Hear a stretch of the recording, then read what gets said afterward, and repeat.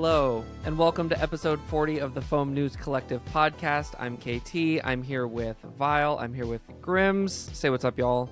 Hey, what's going on? We are here in episode 40, and it feels like it's the future because this is a weird episode for a lot of reasons. I can't remember the last time we didn't have a guest. It's been a while. I could have looked that up. It's been a minute. Yeah. Definitely it was like last year.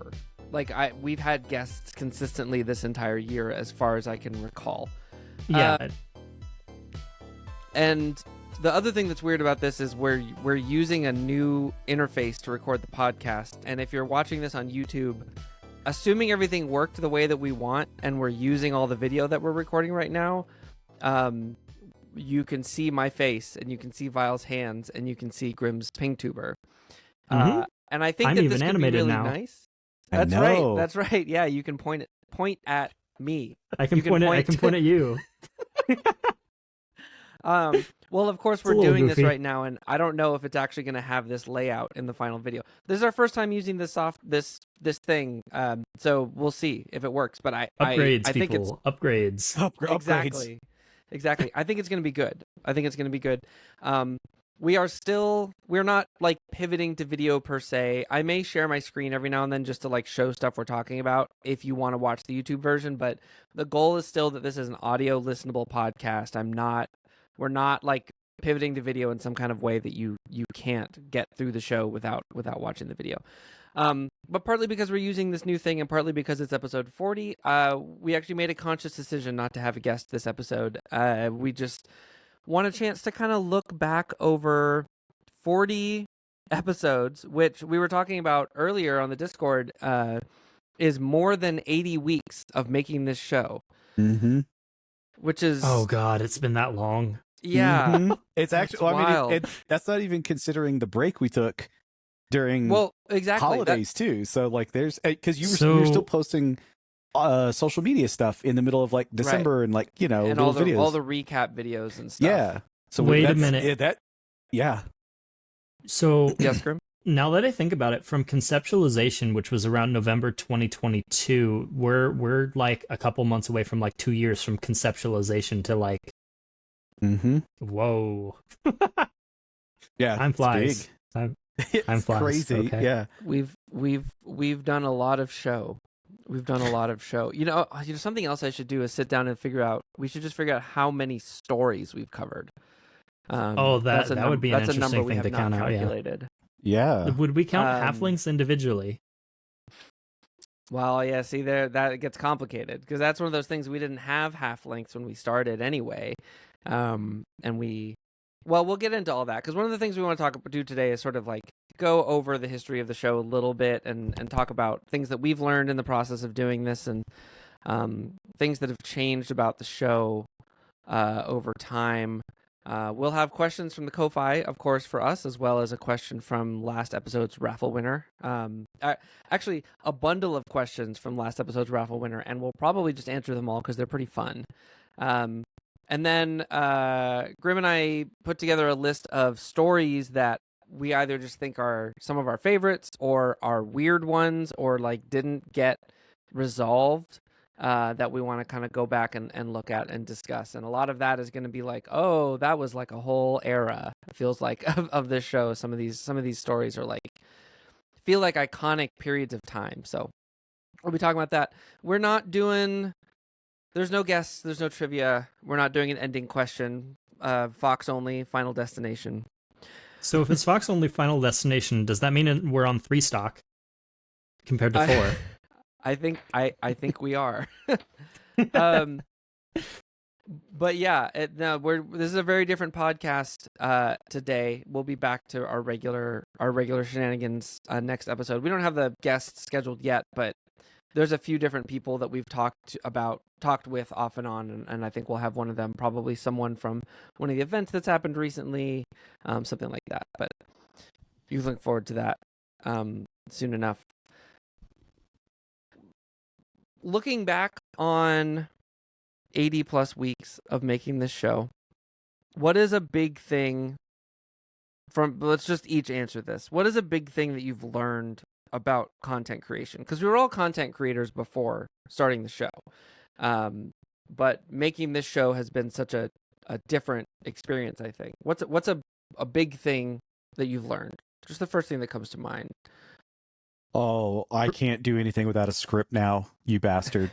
It's so much better if you can pull it off. Listen, I used to just one shot everything. Yeah. And I did a lot of stuff in post.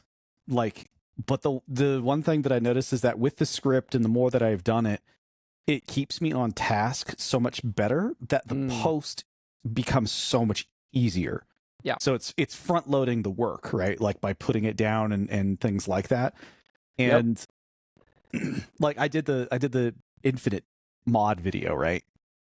That was also something, is the pacing of the videos. Like that's part of what the script, it's like all kind of goes hand in hand. Like putting a script creates pacing for a video. It creates direction of what needs to be covered. It's sort of like itemizing everything you need to get through. And then on that, like having B-roll stuff. So like in the show, we have a lot of B-roll. We'll put up somebody else's video or an image or whatever. And I realized that when I did that Infinite video, which is the first video I've put out in a long time. It's basically been since we started this show, I haven't put out a video for anything, and that was the first time I did something, and I realized same. I can't go back. There's no way to go back on that mentality, that attitude, like the idea of like how the thumbnail should come across, which Grimz helped me out on that, and then just the production of the video and how it needs to go and be formatted. Sometimes you want to be off the cuff, you want to be unplanned for something specific, but like generally speaking, a minute of preparation time stands in for like 5 minutes of post-production time. Yeah. Yeah, it really does. And it's true. This show really, really exemplifies that. The more time we put in ahead, the better planned we are. Just the less edits, the less it just saves so much time down the road. Oh yeah. How about you, Grim? On a similar kind of note, the thing I kind of learned about content creation is it's a little bit more like wide in its scope, but like the thing I learned was like it's those really small optimizations you wouldn't really think about that ultimately like are what matters. Asking for help, for example. We have 3 people who work on the show. Maybe tightening up that script and getting it a little bit more condensed down. Just those small little tweaks here and there. Or maybe it's like you finally got a second monitor so you can put like a teleprompter equivalent so you can have your script there, or like making your setup slightly less jank. Improving the lighting in an area to improve your mood. It's those little things that stack up over time that make the workflow a lot easier. Yes. And when that workflow is easier, it means you're less likely to burn out. Especially like the fact that we have like a week break in between, I think is a large way in the fact that aside from like that one more recent week, even when shit has hit the fan, really, we've been able to manage to like kind of recover and still get the episode out on time. Albeit with a little bit of midnight oil burning, but like we've still done a relatively good job, all things considered. Think about the early episodes and how much midnight oil burning we did then versus now. Yeah, I mean, you know? For the episodes I distinctly remember the episodes I edited, it was like an hour or 2 before release, and I hadn't slept, and it had been over 24 hours, and I was like, is everything good? Is everything good? And I'd be sending edits over and like doing this, that, and the other, and well, and you not you personally, but just like you in the general sense, anyone doing work like that, you're not doing your best work, and like nobody on the team can really tell if you're doing your best work or not because you haven't slept. It's not a good way to work. Absolutely, you put yourself in that position and you don't have a choice. We also had literally just started the show. We didn't have like the plans or the experience for this kind of stuff, or dealing with this kind of like workflow or time. Yeah. Well, like in my case, I was going to say the writing was never really a big thing for me. That's why scripts were never a concept. And I've always struggled with writing or how to get through my points. I was really bad about it a lot of times. Usually sort of just wording it or phrasing it awkwardly or things like that. And with having a group of, or another pair of eyes to at least look it over has really, like, it's struggles, right? Like, for me, it's a huge struggle, but it has over time gotten so much better for me in the sense of just being able to put it on paper. Because a lot of times I was struggling at the very beginning, trying to wrap my head around it. And that was always a big problem for me even just growing up. I always struggled to just, I could say it out loud, but putting it on paper was always such a problem. And that extra pair of eyes always looking at it and giving the quick little adjustments, even the explanations as to why there's an adjustment to it, has been super beneficial to me in that sense. And that's something else that's like it's as the show has progressed on, we keep having these weird little things of, oh, hey, what if, like, we critique each other in different ways. Oh, if you do this, how about if you do that? Hey, I've got this idea for this, or hey, if I'm making this little change right here because I think this would, convey the information better, or so on. And it's nice having a team behind it, because when you're by yourself, you kind of don't know.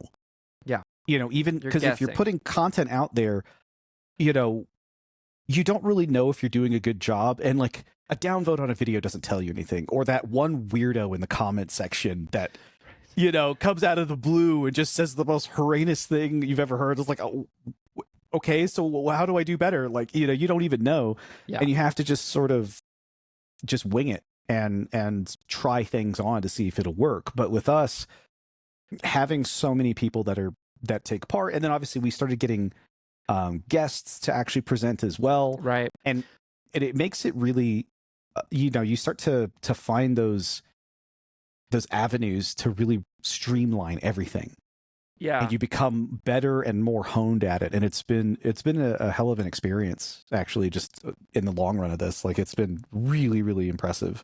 Well, and feeding off of that, I was going to say one of the big things that I've been learning is the role of community in making this kind of content in particular, of community, and having like a specific goal about how you want to serve that community with what you're making.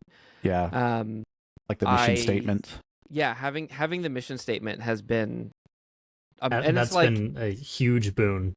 Yeah, like if you had asked me if my YouTube channel was going to have a mission statement in like 2015, I would be like, what are you talking about? Yeah. But yeah, now it feels so essential to what we do, and like knowing how to interact with our community and like what it is that we're really trying to achieve.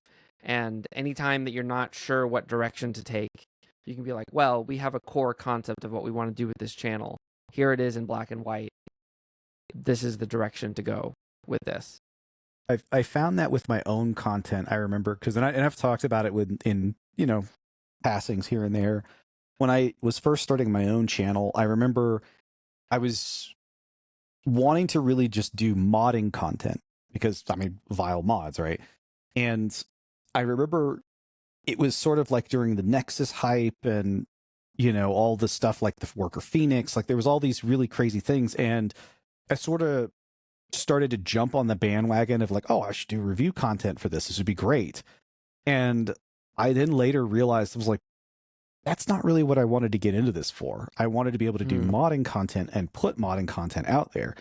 And obviously I still haven't really been able to do that for quite some time. Again, I did the Infinite video, but in a weird way, without putting a mission statement, I was like, no, I need to stick to this kind of core value as well, even for my own personal content. And I do my streams, and my streams are really like, that is the core of it. We sit, we joke around, and we mod on stream and open stuff up and try to fix them, repair them, mod them, do whatever. And it's you don't realize how important having that sort of like structure in whatever the content or the thing that you're doing. And we've seen a lot of content creators sort of pivot or make shifts into things, and then they get burnout, or they just leave because they don't like it anymore. I mean, obviously we've seen it in our own hobby. A lot of them they're not into it anymore. Their hearts aren't into it, or they just don't really feel the same way, and they just kind of stop, Yeah. So Yeah. No, having that drive and that focus, I feel like really helps me in that way too. Because I did the TikTok thing for a while with Family Foam Sport, and it's so easy to get burned out on that because your goal is to feed the algorithm. There isn't really any other like, even if you have another goal, that goal becomes secondary. We've been so lucky, I think, to one of the big things that I wanted for this channel, I think we all want for this channel, is I'm less it's always exciting when we do a video and it gets a lot of views, but the goal is actually quality views. Like, we want to see that people are watching the whole video and engaged in the whole video and benefiting from watching the news episode or listening to the podcast. Whether that's it helping them feel like they're part of a community or learning about a project that they want to build or whatever, that they're getting something out of it enough to want to watch the whole thing. And we've been lucky to achieve that. And I think that a big part of that is we're doing a good enough job, I guess, or we're lucky enough to not have to have our goal be just to feed the algorithm to maximize views. Yeah. I remember it was like a thing very early on. We kept deliberating back and forth. It was like, oh, this is like a really important thing. Should we put out a special report? Should we do shorts content? Should we do like condense an episode down into shorts for more views? Like, I feel like we had this conversation at least 5 times over like 2023 alone. And then what we ultimately ended up on, it was the shorts content puts it out to a lot of audience, but a lot of audience isn't necessarily what we want. We want the right person to find the video. And if you're just finding it through the random doom scroll, you're probably not looking for what we are trying to provide here. Although it would be funny if I took this and made this our first short. Our conversation about why we don't make shorts. Yeah. Pretty good. But I think we've been in a very unique situation where all things considered, our engagement for our size has been good even at the start. Like, even at conceptualization, we hadn't released a single episode, and I think we had hit like 100 members in the Discord and already had people posting news stories. Which was like that was kind of the sign, is like maybe we're onto something here. Maybe this could work. And I'm really excited to get to that part of this episode, because some of the early postings on the Discord, it's like chaos. It's reading that far on the Discord is bonkers. It's so bad. We did not know what we were doing. Nobody who was coming to us knew what they were doing. And it's funny because I know that the things that we do rub off on our community, because I see our regular contributors shifting the way that they gather data and contribute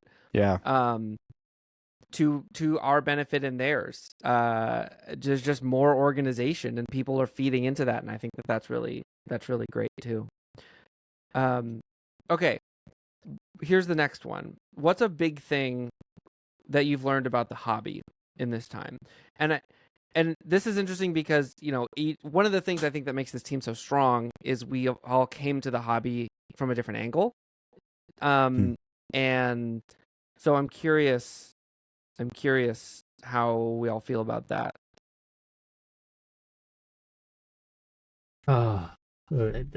There's so many things you could kind of talk about.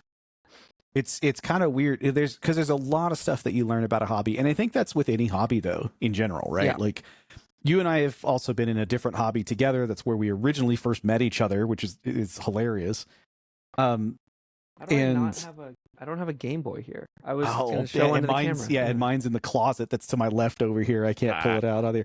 But like, the weird thing about it is sort of the nuances of the hobby, I guess. You see these weird little pockets, these niches within the hobby, and I don't necessarily want to call it the underbelly, but you start to see like the weird inner workings and the sort of these little things that pop up throughout it. And it's kind of strange. Like, a lot of people are in this weird corner over here or in this weird corner over there. And, we're here to play with toys. Like, at the end of the day, we're just here to play with toys. Talking about toys on the internet. Talking about toys on the internet. That is like the number one thing.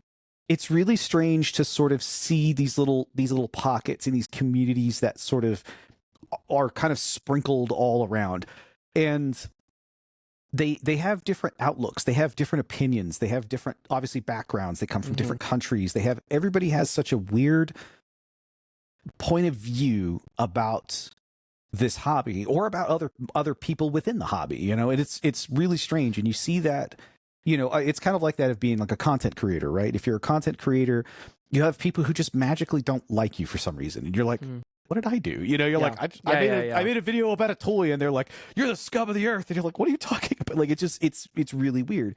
And you notice that in the same hobby, but again, it covers all hobbies. You see people do that, and they make this sort of little I guess tribalism, I guess would be the way to call it, sort of, where, like, again, each one sort of picks their little niches and places they want to go. And I think that's been sort of the most impressive or surprising thing to me, because I've never been so deep in a hobby, in a hobby, that I knew about this much and knew about how many of these pockets there really were. Yeah. And now that we're pretty deep into this hobby, it's like I really know a lot about things like that, and it's just kind of like you said, it's toys on the internet. Why is this such a big deal? It's toys, but it's the same thing of, like, there's different Nerf clubs, and there's different play styles, and there's differences of how do you do 3D printed blasters? Do you mod blasters? Are you integrating? Do you just want to buy the next thing and plink around? Like, there's so many different things within it that you just kind of it can be overwhelming when it sort of starts to, open up and flower up, and you start to see just how much of these little, again, like I said, nuances that are within that of just the community in general. And, I mean, I don't really bother myself with it as much, because I just don't care. I even make my own. I'm like the only guy on Twitch, besides like a handful of other, like, literally two people or 3 people that have, like, streamed on Twitch that really do this. Right. And so, even I've made my own weird, niche and pocket within it. But like I said, I don't really bother it. It's just always kind of fascinating to me to see the inner workings and the sort of, like I said, sort of tribalism of a hobby in general. Yeah, you get like a wider, because doing this show naturally causes us to have to look into all of these areas that we may otherwise never pay attention to. Like, we may have our own preferences and things that are our favorite parts, but we can't limit ourselves to just looking at that, because we're not fulfilling our mission statement if we don't help people who are interested in those other things find out about those things, and help people who might not think they're into those things find out about them through a story that they otherwise might not have watched.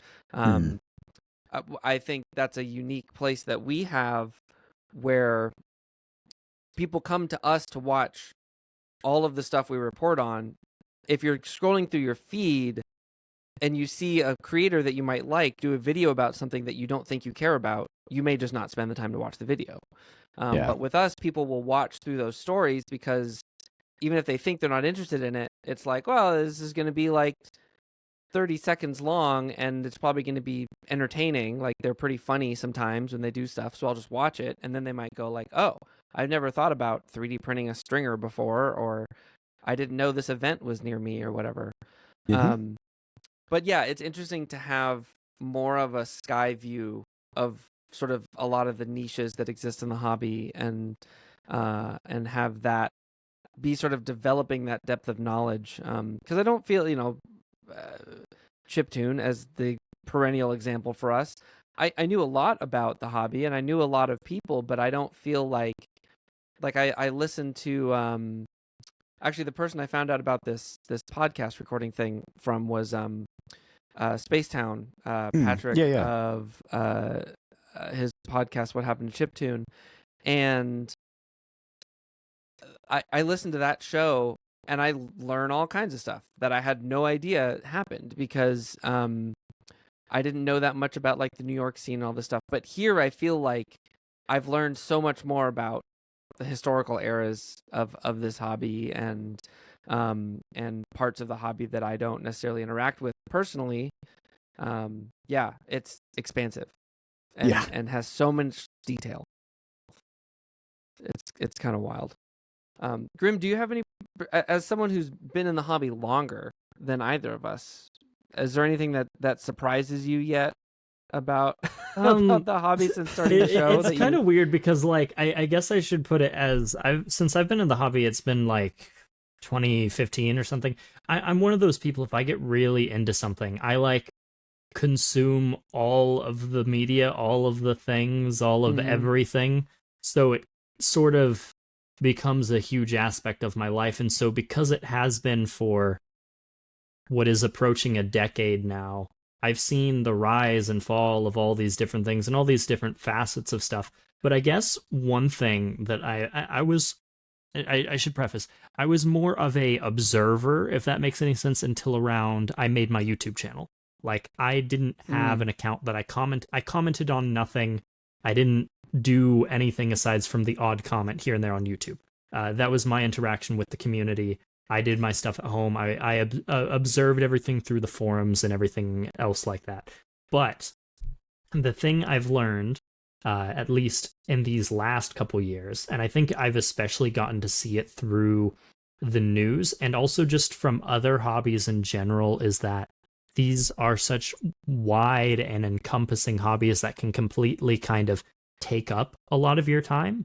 But these hobbies, a lot of people in them, they're both extremely fragile and extremely resilient. And that there are people who constantly follow this, to take the new word lingo of "it's so over" or "we're so back" based on a single thing that occurs. And then you'll have your other people, like, for example, Vile and Grim Reaper, and for example, modding's less popular. They're still doing their thing. They're still going strong. They'll always be doing what they're doing.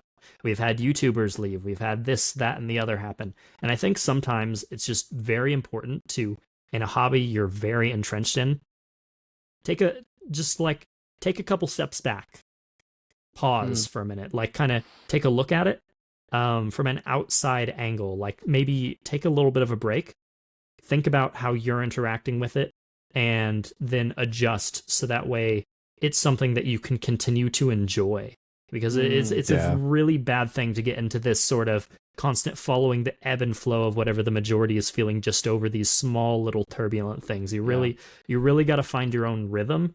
And especially with this hobby, it's very difficult to. I find there's a overwhelming majority in certain areas of people who just kind of want to go with that sort of flow. It's like, oh, a Dart Zone blaster is bad, so it's like all Dart Zone blasters are bad, or a single Nerf release is bad. All Nerf blasters are bad. The hobby's dying. We're sinking. It's all gone. We're all gonna fade away or something. Right. You know, as if what the major brands do even necessarily means the end of the hobby. Like it's kind like of sensationalizing it a little bit. Yeah, we've had the debate over whether the Rampage was going to break HVZ or not, and we're fine. We've had the thing over HPA. We've had the thing over as to whether or not the FDL would break, like, competitive, etc. Like, we've had so many of these hurdles we've jumped over. It's just the really number one important thing isn't really that stuff. It's keeping the personal stuff in check, keeping your motivation in check, and making sure that you're, like,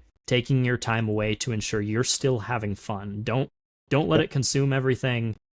And if you don't let it do that, and you keep that little fire kindled, you'll have a whole new appreciation for your hobby, and you'll find yourself enjoying stuff again that you really thought that maybe you were, like, grown out of, or you were too jaded on. I think there are plenty of routes for that. I love that. I like that a lot. That's kind of been these past couple years for me. That's good. In these past couple years doing this show, what's a big thing you've learned about yourself? And I'll start with this actually. I think I'm finally learning how much I need to delegate. I historically have had a tendency to be one of those, like, I'll just do it myself people. And I think I'm recognizing that when I trust the people around me more to do stuff, I do better too, because I'm not Mhm. trying to do too much. I'm not pushing myself too hard, and it allows me to actually do a better job. Ultimately, that's been a hard lesson, long needed, but this show has been a big part of my opportunity to really learn that. Yeah, it's big. It's delegating is a huge struggle. Yeah.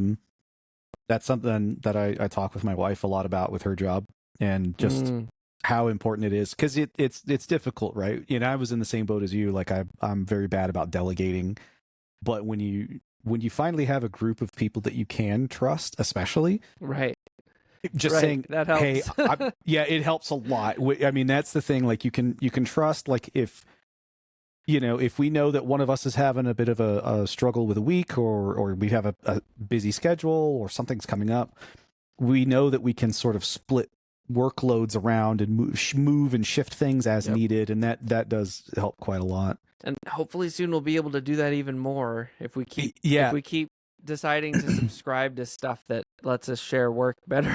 Yeah, and I'm actually really, like, just even trying this podcast thing out is I'm super excited, because again, I'm in the same, like, I see the, and I can verify KT 100%. It's terrible at delegating. It takes a lot of the workload. I'm glad to be able to that we can get something like this in the possible way of taking off of KT's plate and making it a little bit easier, and again more streamlined, and simplifying. It seems a lot easier. We'll see later tonight. But I'm confident. We'll definitely see. Seems good. I would say for mine. I would say for mine, focus. It was actually kind of in what Grimz was saying there, about like learning yourself. I was pretty bad about old hobbies, especially. I was really bad about starting projects and getting nowhere. A lot of times I wouldn't finish really anything, and I still struggle. There's still a huge meme and a huge joke about me not finishing things, but the biggest problem for me about finishing things a lot of times is that is literally a stopping point for me. I cannot go further. It's not like I don't want to finish. It's more of like I literally can't finish right now, unfortunately, due to things that are just not in my favor, like things that I don't have or whatever.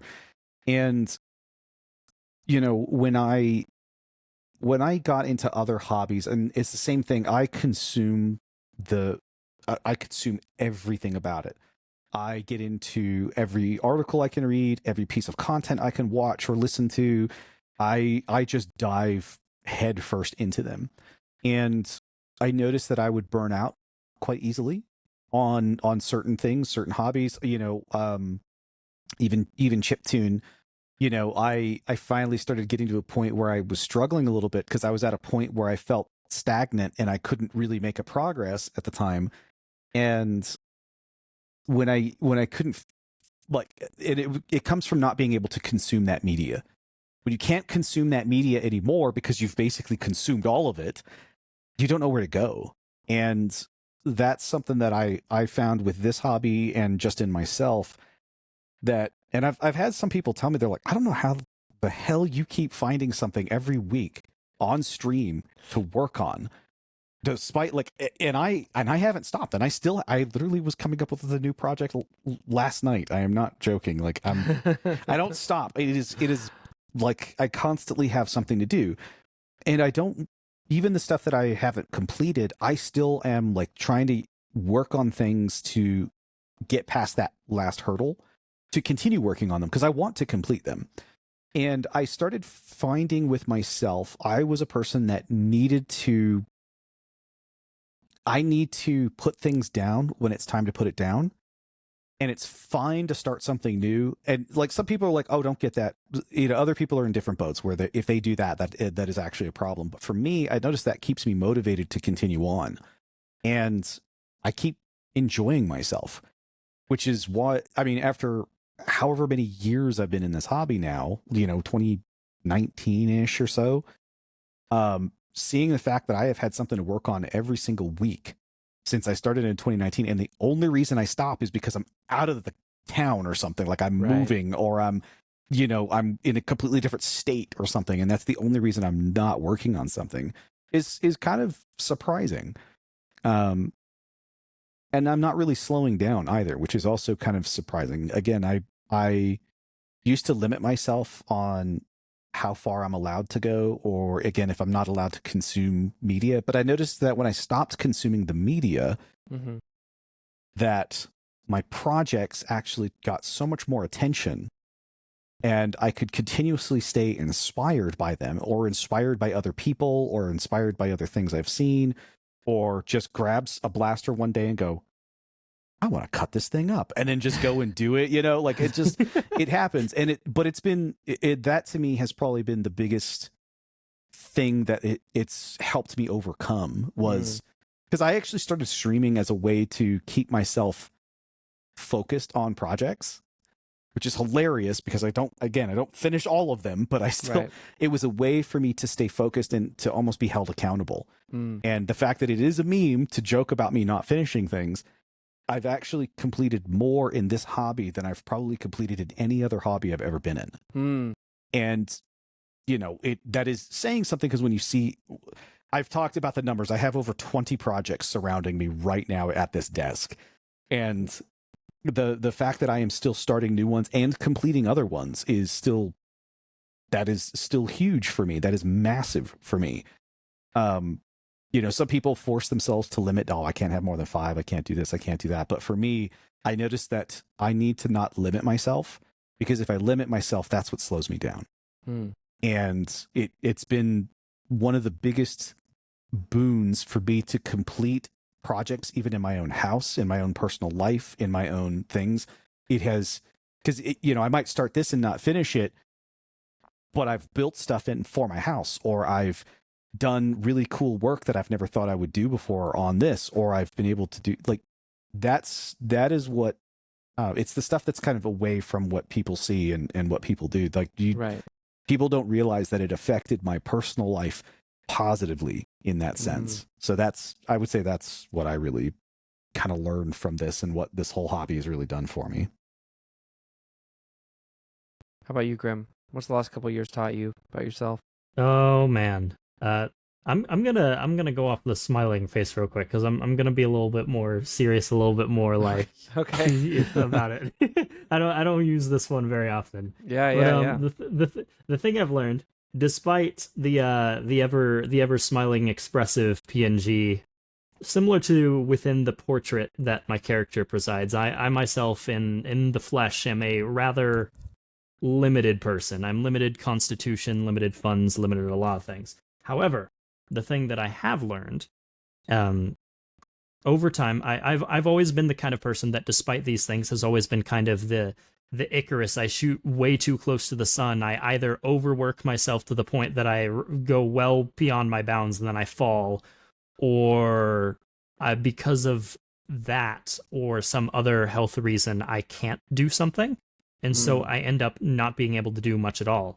And so I've constantly battled with this kind of problem of, because of lack of progress or lack of ability to do something on my own, it became a point of frustration. So, for example, with the news, it was a genuine thing that caused me some level of discouragement when I couldn't contribute as much as some of the others, or I couldn't do exactly everything as I want to do, exactly as in load carrying, for example. But this show and having multiple people to work with has taught me how to work with more than one person, allowing myself to say, hey, I can't do something right now, or allowing myself to having the regular upload schedule has given me something productive to work on, to prove to myself that I can still do something.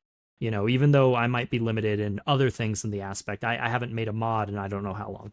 I'm still putting out content with you guys that people enjoy. And that's been very, even when I've been at a very low point, that's been a very helpful thing. It's an interesting perspective that I have on all this. But doing this show, as ambitious as a task as it has been, succeeding in finding ways for me to work around my limitations has been a very good experience. For example, I've learned ways to tackle with my ADHD to get scripts done more efficiently. I've dealt ways to work with my depressive burnout to kind of try and make sure I'm still getting stuff sent out on a certain amount of time. So even if I can't always do other stuff in the hobby, it's been a very positive thing for me, this show. It's shown me that I can do things even inside of limitations, and I'd encourage other people who they themselves feel limited in some aspect to try and find some kind of aspect or some kind of something that if they can learn how to do it in some healthy aspect, maybe you just might surprise yourself with what you can do. And I love that. as long as you temper it, you could pretty surprise yourself pretty well. Well, and It's again, that self-worth and asking for help. yeah, Mm-hmm. and It's kind of a combo of both. and having a Yeah. group that you can Mhm. rely on to like, Yep. Yeah. not to be able to swing one way or the other or adjust with you. Yeah, so important. Yeah, no, thank you for sharing that. I think too a lot. I have that feeling too, where this is a thing that I get to do that I just get to put out in the world. The reaction to it is largely positive, but at the same time, nobody's like counting on me to do it. It's not like I don't have to do this to feed my family. Yeah. You know, like I'm a lucky person in that I love the things I do at my day job. But ultimately I do it because I need to pay the bills. I would love to be in a situation where I could do those things just because I love them. This is the thing I get to do just because I love it. And while I would also love to get paid for this and still be able to do it the same way, that's not the point, right? Like I get to do this and I get to put that in the world, and there's like a lot of emotional feedback I get back from that, to know that I'm like boosting something that brings a lot of people joy by making the show. So that makes a lot of sense to me that's provided that for you. Yeah, I think it kind of links back to the actual mission statement we've built for this anyways, in a sort of sense. Mhm. I don't know. 100%. It's very weird because as on a similar note to like something you have to do and expectations, oddly enough, if I had to put like a moment in time where I was like very satisfied with the channel and excited, was the moment we dropped the provisional from the Nerf News Network and we became the Foam News Collective. It's not up in the air of, oh, maybe we'll go away someday. It became very much at that point, we're going to keep this thing going for as long as we can. But it wasn't out of a, we have to do it. It's because everyone was like, we're feeling good. We can do this. Yeah. We will do this. We want to do this.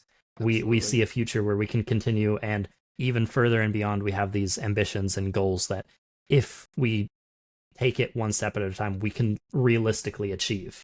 Absolutely. That was a very good moment, I think. What was that, episode 20? Episode 20-ish, somewhere around there. I could probably because I feel like we decided to do it on an even numbered episode, and we picked 20. Yeah. Oh, so that's halfway. I didn't even think about that.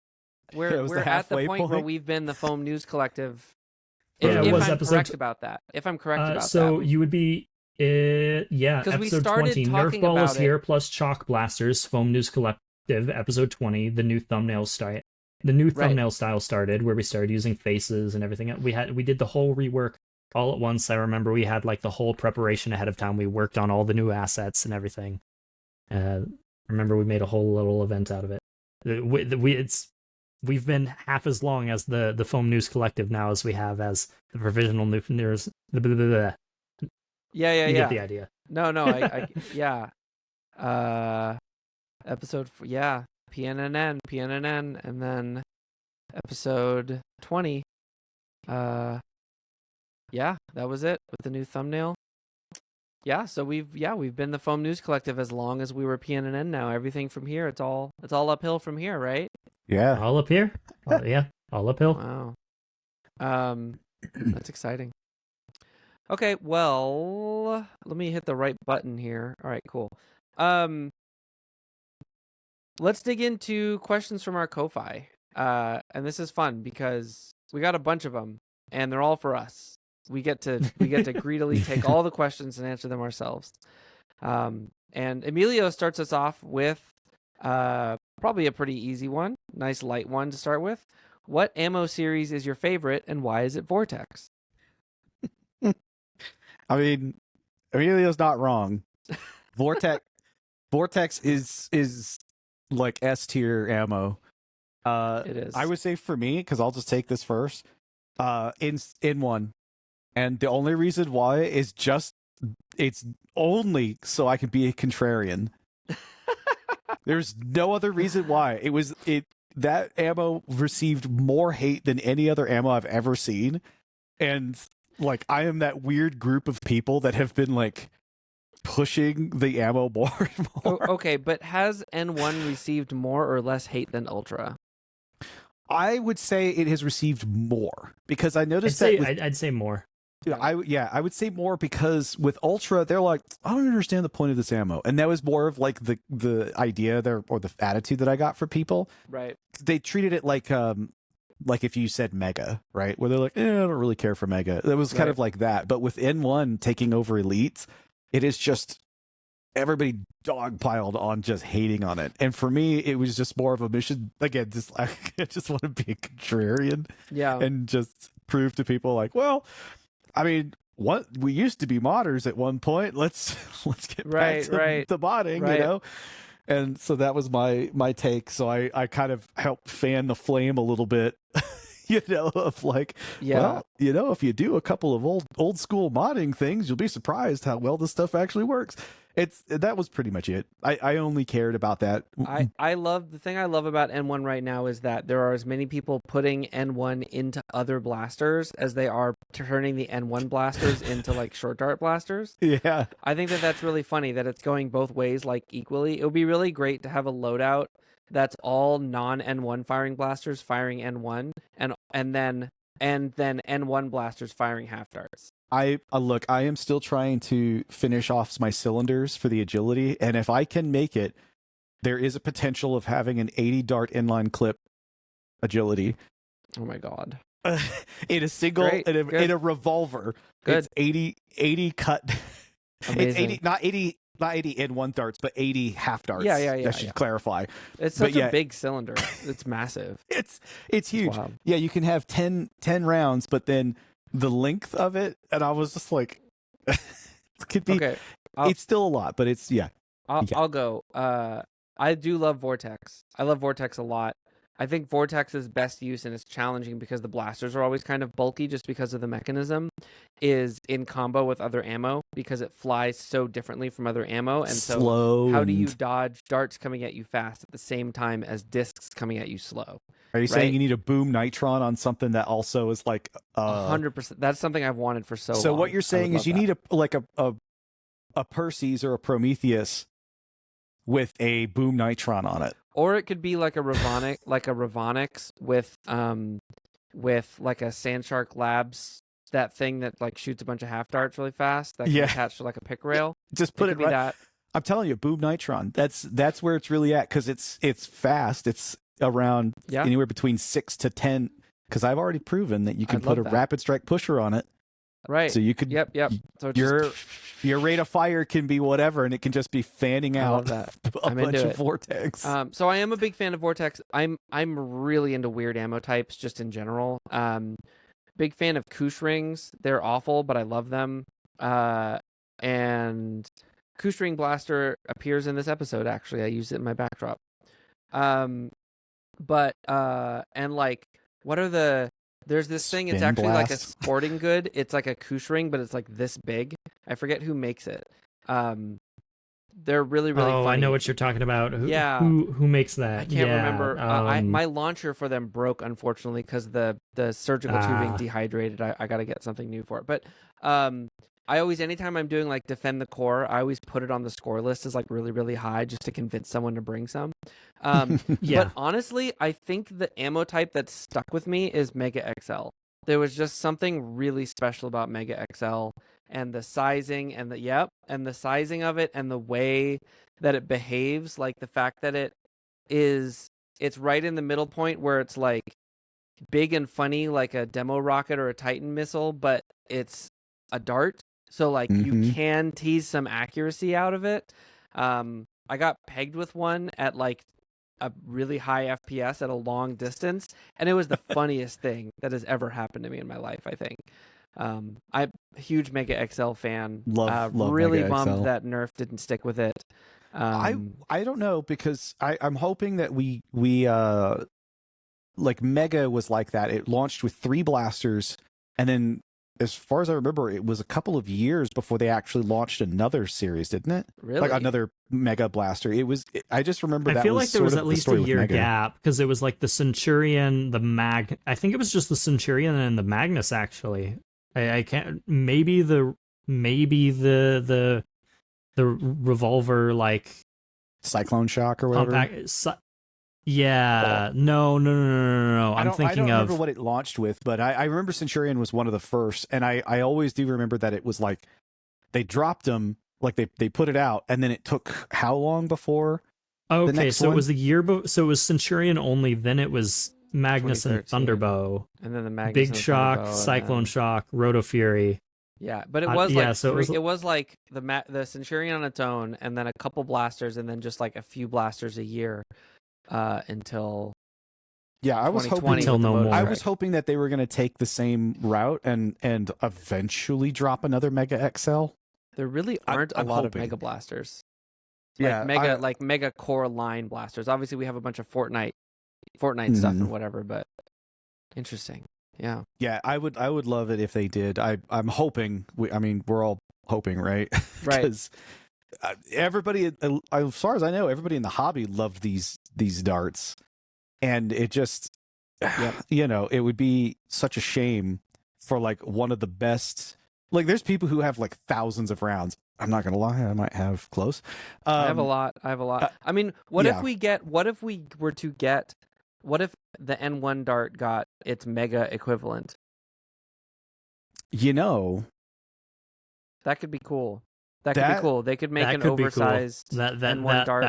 That would be neat. Yeah. I would do the same thing and just cut off the nub right on the back, just like I did with the N1, and we'll be right back to Mega XL. Back to your half megas.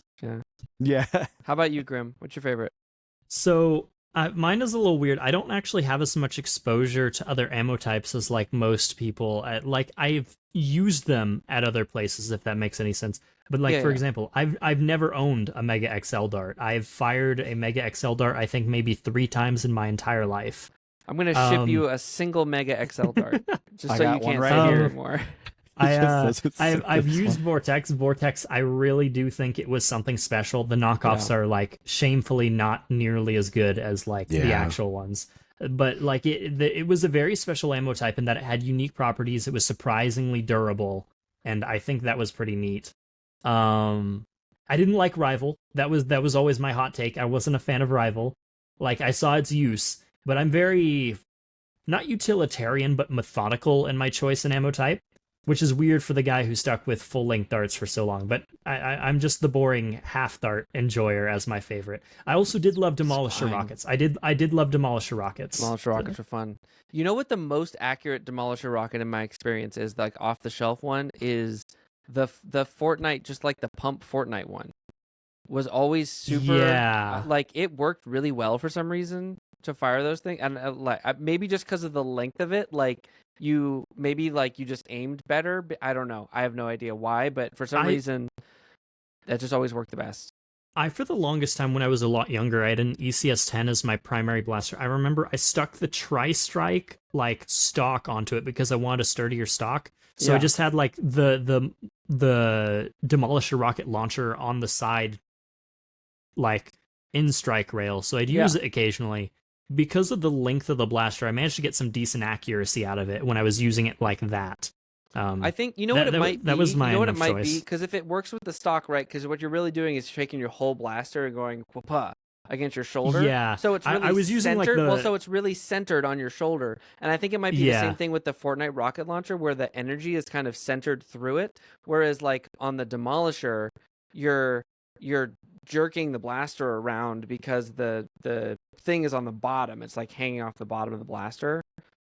I don't know. Yeah. Maybe. Just a theory. I did this. Yeah. I would always like pull back the stock, but then I'd like slam back with my hand on the battery tray, like foregrip okay. and the grip itself. So I was like using both hands to keep it kind of steady when I did it, and I got some pretty good results with it at the time.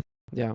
My other guilty pleasure at the time was taking the Nemesis, taking out the locks, and then using it as a mega sniper rifle, because I could get it oddly accurate if I put O-rings in the tips of the mega darts, and then I'd single load them and use it like an artillery.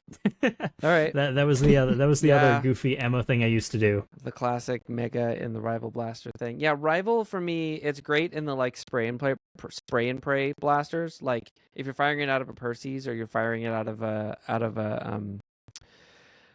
the out of darts thing, you know what I'm talking about. It makes a lot of sense. Yeah, to Juno. just go, but With like the proton pack.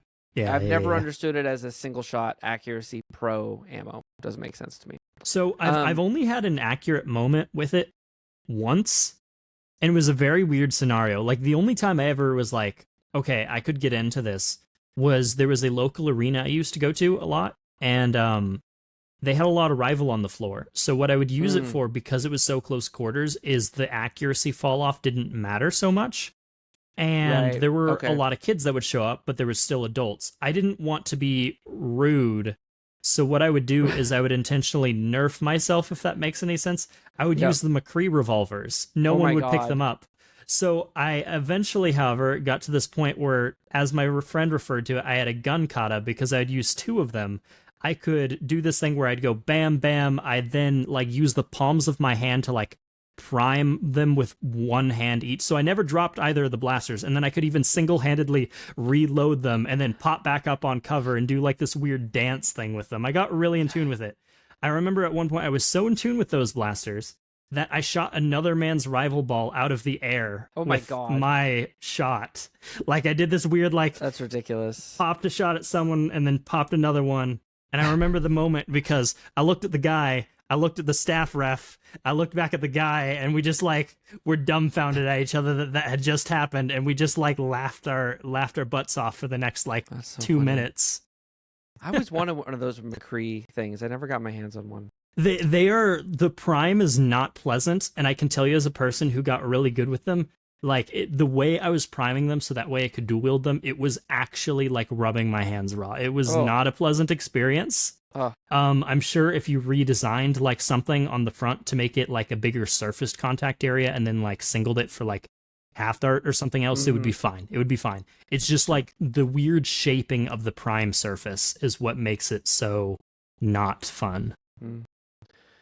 Okay, Teacup Story asks, which upcoming blaster, real or rumored, are you most looking forward to? I think that's an easy one. Oh, you know one. mine. You know mine. All right. I was gonna say, I think that's an easy one. Go. The easiest one for me is obviously I'm very excited about this Ace of Spades that we're seeing, the Destiny hand cannon. Oh boy. Yeah. I'm very excited. So I was just talking to Grim before. I've made no secret that I'm a huge Bungie fan historically, but I haven't really played Destiny.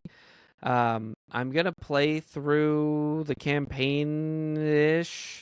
I know it's a little bit weird because it like was designed to be part solo and part whatever, but like I'm gonna play through it finally. I'm probably gonna play through the first one and then get into Destiny 2 maybe.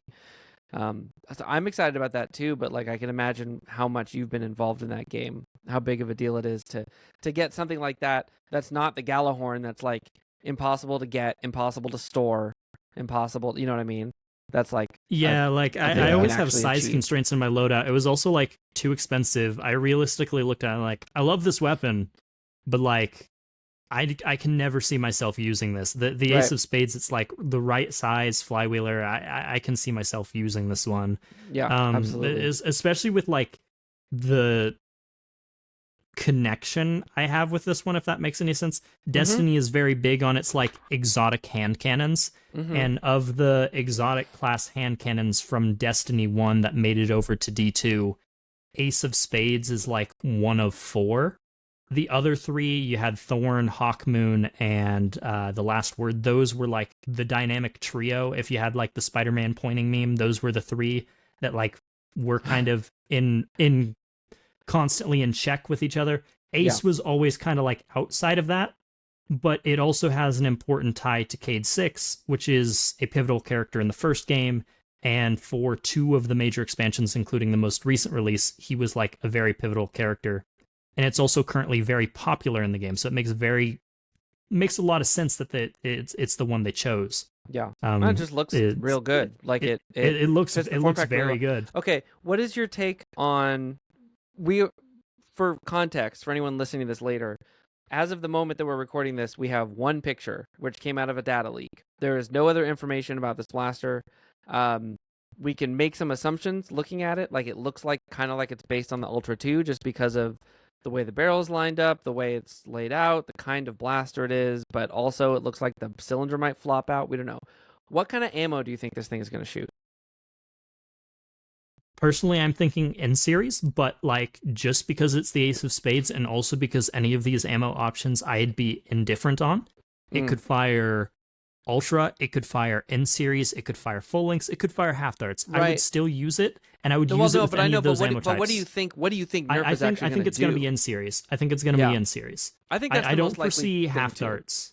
Yeah. Like I could see them going the route of half darts now that it's more common, and because Bungie's like audience, even by their metrics, is considered a little bit of an older fan base. But like I still think it's going to be N series to go with like the highest denominator amount of people type thing. Like that just makes sense to me. I agree with you. I agree with you. I could see it being a half dart blaster, but I suspect it's going to be N series. In the same way that all of the limited blasters fire elite darts because that was their iconic dart. They're trying to make the N1 their iconic dart. So that's I agree with you. I mean, we had like we had elite conversions of the Ultra 2 within like 5 minutes. I'm sure we'll be able to get like a higher capacity half dart cylinder if it really is in series. Right. Vile, how about you? What are you looking forward to? Honestly, just the same thing. But that's because I actually I did like the Ultra 2. Because like there's a mega conversion, which I actually just got done printing out those. I'd been wanting to do that for a while. Yeah. And there's the elite conversions. And I always liked the hand cannons. Actually, I was a huge fan of the one that Gopher did called Cell, which was had an integrated Chaos grip from the rival Chaos. Mm-hmm. Because it's a really nice grip. Yeah. And then he did a sort of a cell-shaded paint job on it. So I love the hand cannon. And the Ace of Spades is just, it really does just look a lot like the Ultra 2, but it's a little bit longer. Yeah. And I'm more curious, though, when I look at the images of how is it going to push the darts into the flywheel? Because we know it's a flywheeler. It has a rev trigger in the image. You can see that it has a rev trigger, but when you look at the cylinder, it's enclosed. But when you look at an Ultra, there's supposed to be this little like hooked finger piece that pushes the darts into the flywheel when you pull the trigger. And when you look at this, there's like, how is this going to push the darts enough? It's just kind of odd in the shape. I'm really curious. To me, yeah, you can see it there. You can see the rev trigger, but no. We talk to our audio audience. Yeah, I'm just subtly showing them. Yeah, there's this thing where, well, like I'm saying it for me, like this is, I could see, you could see that rev trigger right there. And people talked about it as well. Like it looks like it's going to have a pivot where you can get to the cylinder similar to like a Maverick or, something like that. But the cylinder seems enclosed. So I'm really curious, how is it actually going to push? Well, I guess how does it Grim, how does it load in game? So in game it has like this very unique animation. You kind of do the like speed loader revolver kind of thing where it kind of swivels out, if that makes any sense. Okay. The thing to note about Destiny hand cannons is that of the dynamic, like of the 4 exotics I mentioned, only one of them fires from the hammer, like you fan fire it, which is the last word. The other ones are double action. So you pull the trigger, they fire, the hammer moves back. They don't hammer prime at all. Like there is no like point in which you're fanning the hammer. So I don't think the hammer is going to be functional on this. So I'm assuming there's a lot of space around that section that could be used for a similar to an Ultra 2 style system. We also have seen them do that thing with the Boba Fett blaster where it has the pop out like cartridges or whatever. Mhm. The thing that I'm noticing now that I'm looking at that, the orange tip is really small. I'm gonna be really mad if it's like a hole in the top and it's not a bottom fire and it's like a gap Oh. in the top that it fires out of. I'm just Actually, noticing how looking at it, tiny that I don't orange think- muzzle is. I don't think they will, Well, because the flywheels have to be somewhere. yeah, those Yeah. flywheels being at the top would bulge out. But if you actually look, the bottom from the trigger guard forward is actually low enough to house the flywheels.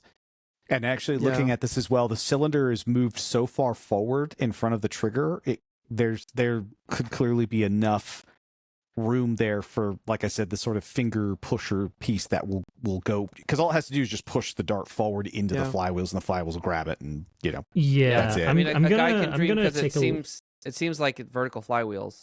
You know, yeah. like here Yeah. and here. The interesting thing too is with Ace of Spades, this is largely a very accurate model. Like that bulge is also there on the actual hand cannon in game. It's not just we had Yeah. to make space for flywheelers. Mm-hmm. That is actually there in the game. There is also the only like difference is the distance between the back where the hammer is and the cylinder is a little extended out. But I feel like every Destiny like ZOMG, this is the Destiny hand cannon of all time Nerf mod that got like a bajillion views on 2016 YouTube. All were like double strike and hammer strike mods where it was already like making that concession to begin with, you know? So like this is about as accurate as you can nerfify a Destiny hand cannon at this point. And they're doing a spectacular job. This isn't a paint job that exists in game for the gun, but it Right. fits the Yet. bill still. Yet. I'm assuming what will happen is we're going to get an ornament similar to how we got the Galar foam in for the actual like gun when they released the Galar horn through the Nerf limited line. I am also extremely excited about this, but I'm gonna pick something else just so that somebody's picking something else. Oh, I can't just like change my thing that I'm sharing. Whatever, fine. I'm excited about this thing. We kind of forgotten about it. Yeah, The X-Shot Fury X, the Yeah. next Pro Blaster from X-Shot. I think seeing a Half Dart exclusive Pro Blaster from X-Shot is an exciting development. I like the CQB bullpup kind of situation. It's a play style that I'm really comfortable with. And it just looks really fun. And it's super cheap. It's crazy cheap. It was like $15 or something ridiculous like that.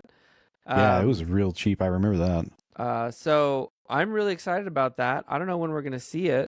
Okay, someone says it's 40 Australian dollars, which I remember seeing that's like, $15.99 in like the original stuff when we were looking at it. yeah, that sounds right. So yeah, so I'm excited about that. I actually pre-ordered it. So when will it show up? Who knows? But it's $16. If it never shows up, I'll be sad, but I won't be poor. It's not like this I is like ordered a Shelby Destroyer or something. Yeah. Oh. Shots fired. Yeah, but we'll talk about that later. But yeah, that is something else. That is something that's not the Destiny Blaster, that's not the Ace of Spades, that I'm also excited about. So there's that. Next question up, because we are actually doing something here on this podcast. We are going through a list of things here. Colin, Go Slow Taco, asks, how has working on the Foam News Collective affected your enjoyment of the hobby? How is it different than what it was when it was just you working on your own channels and before as hobbyists? We got to that a little bit with some of our discussion before. Yeah. But I think, I know for me, You know, when I started my personal channel, I did have sort of a mission. I had a goal with that channel. I wanted to communicate specifically to families, and that was something that I found very challenging to reach my audience. It's been gratifying to be able to reach an audience that's benefiting from the work that we're doing with this, because like I would get parents who would really appreciate my work, but it was not nearly often enough.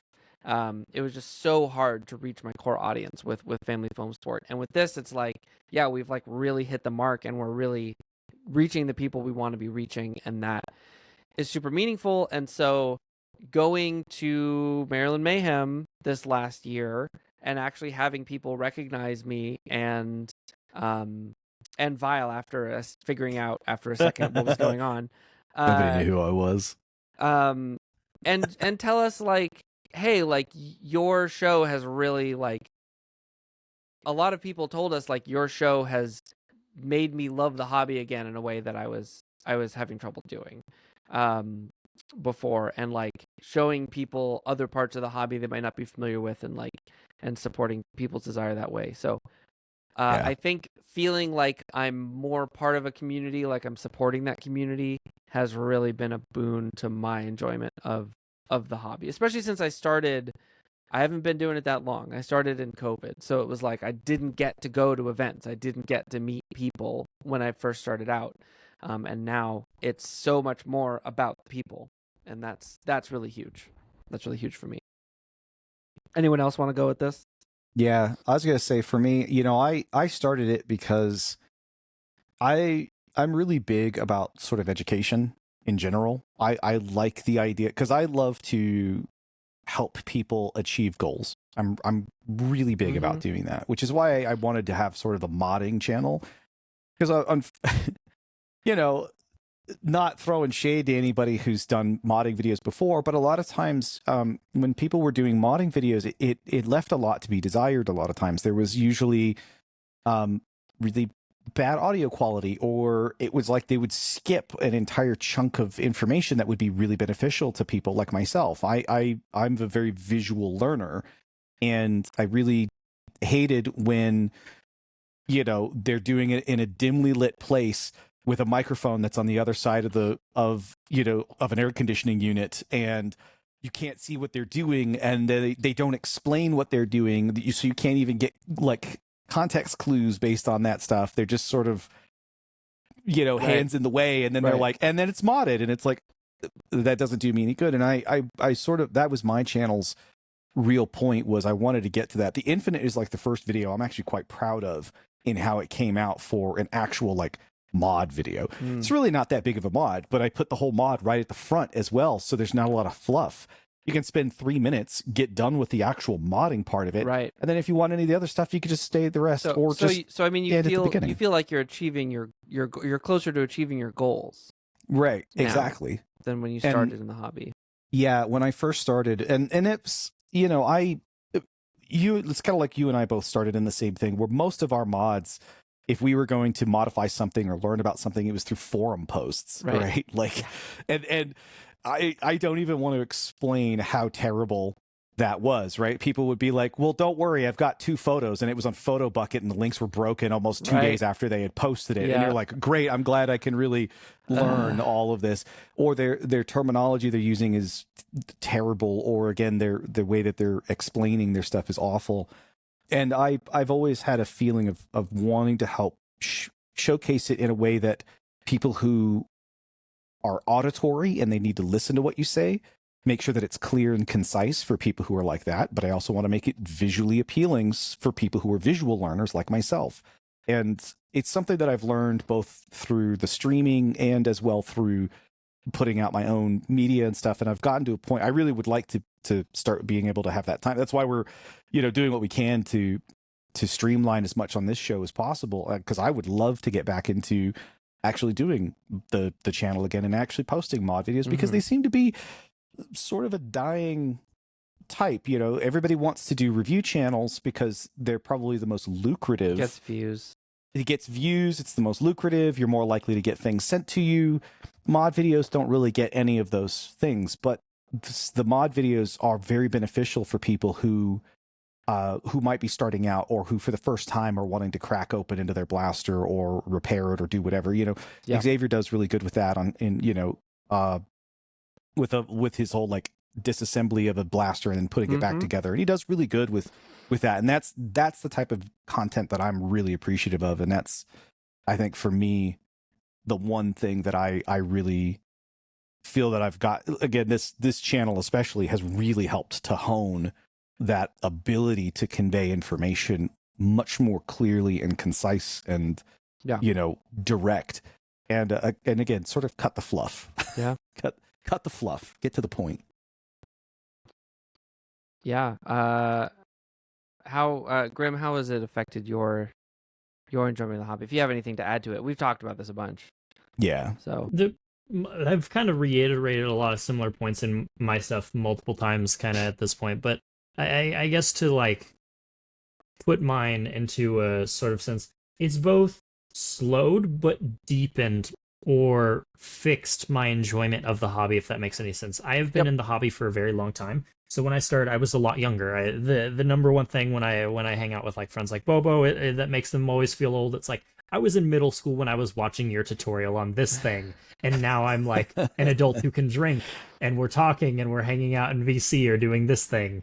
I've needless to say, I've grown with this hobby.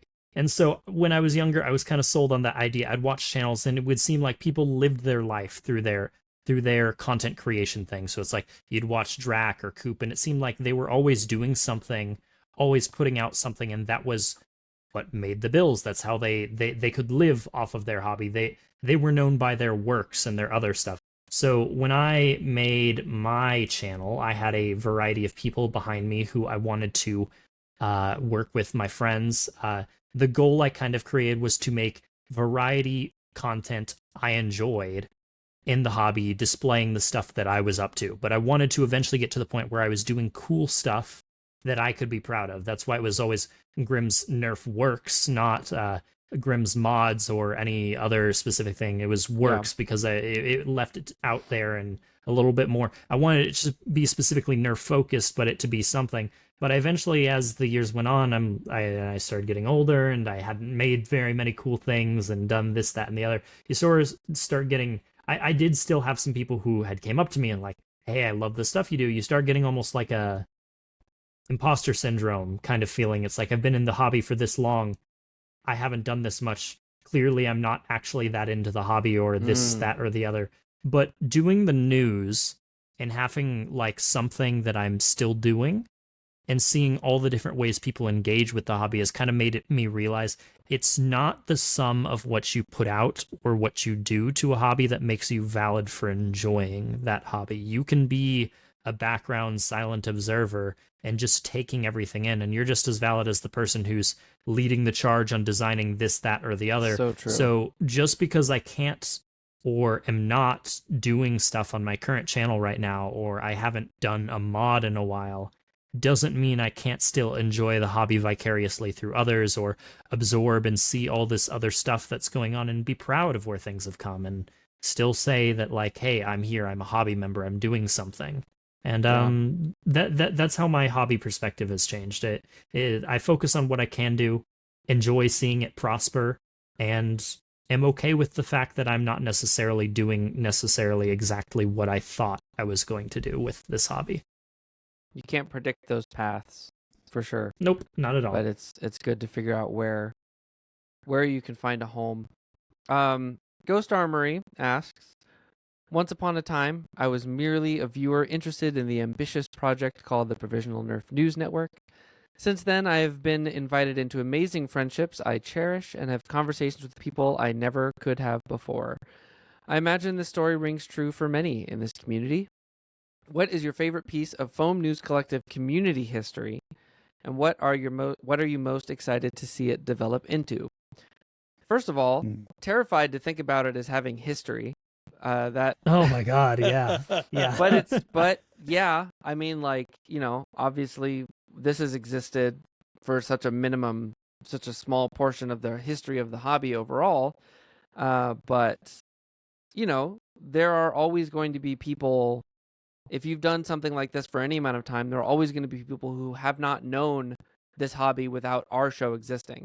There are a lot of people who haven't known our hobby existing without a news show, considering how long This Week in Nerf ran before.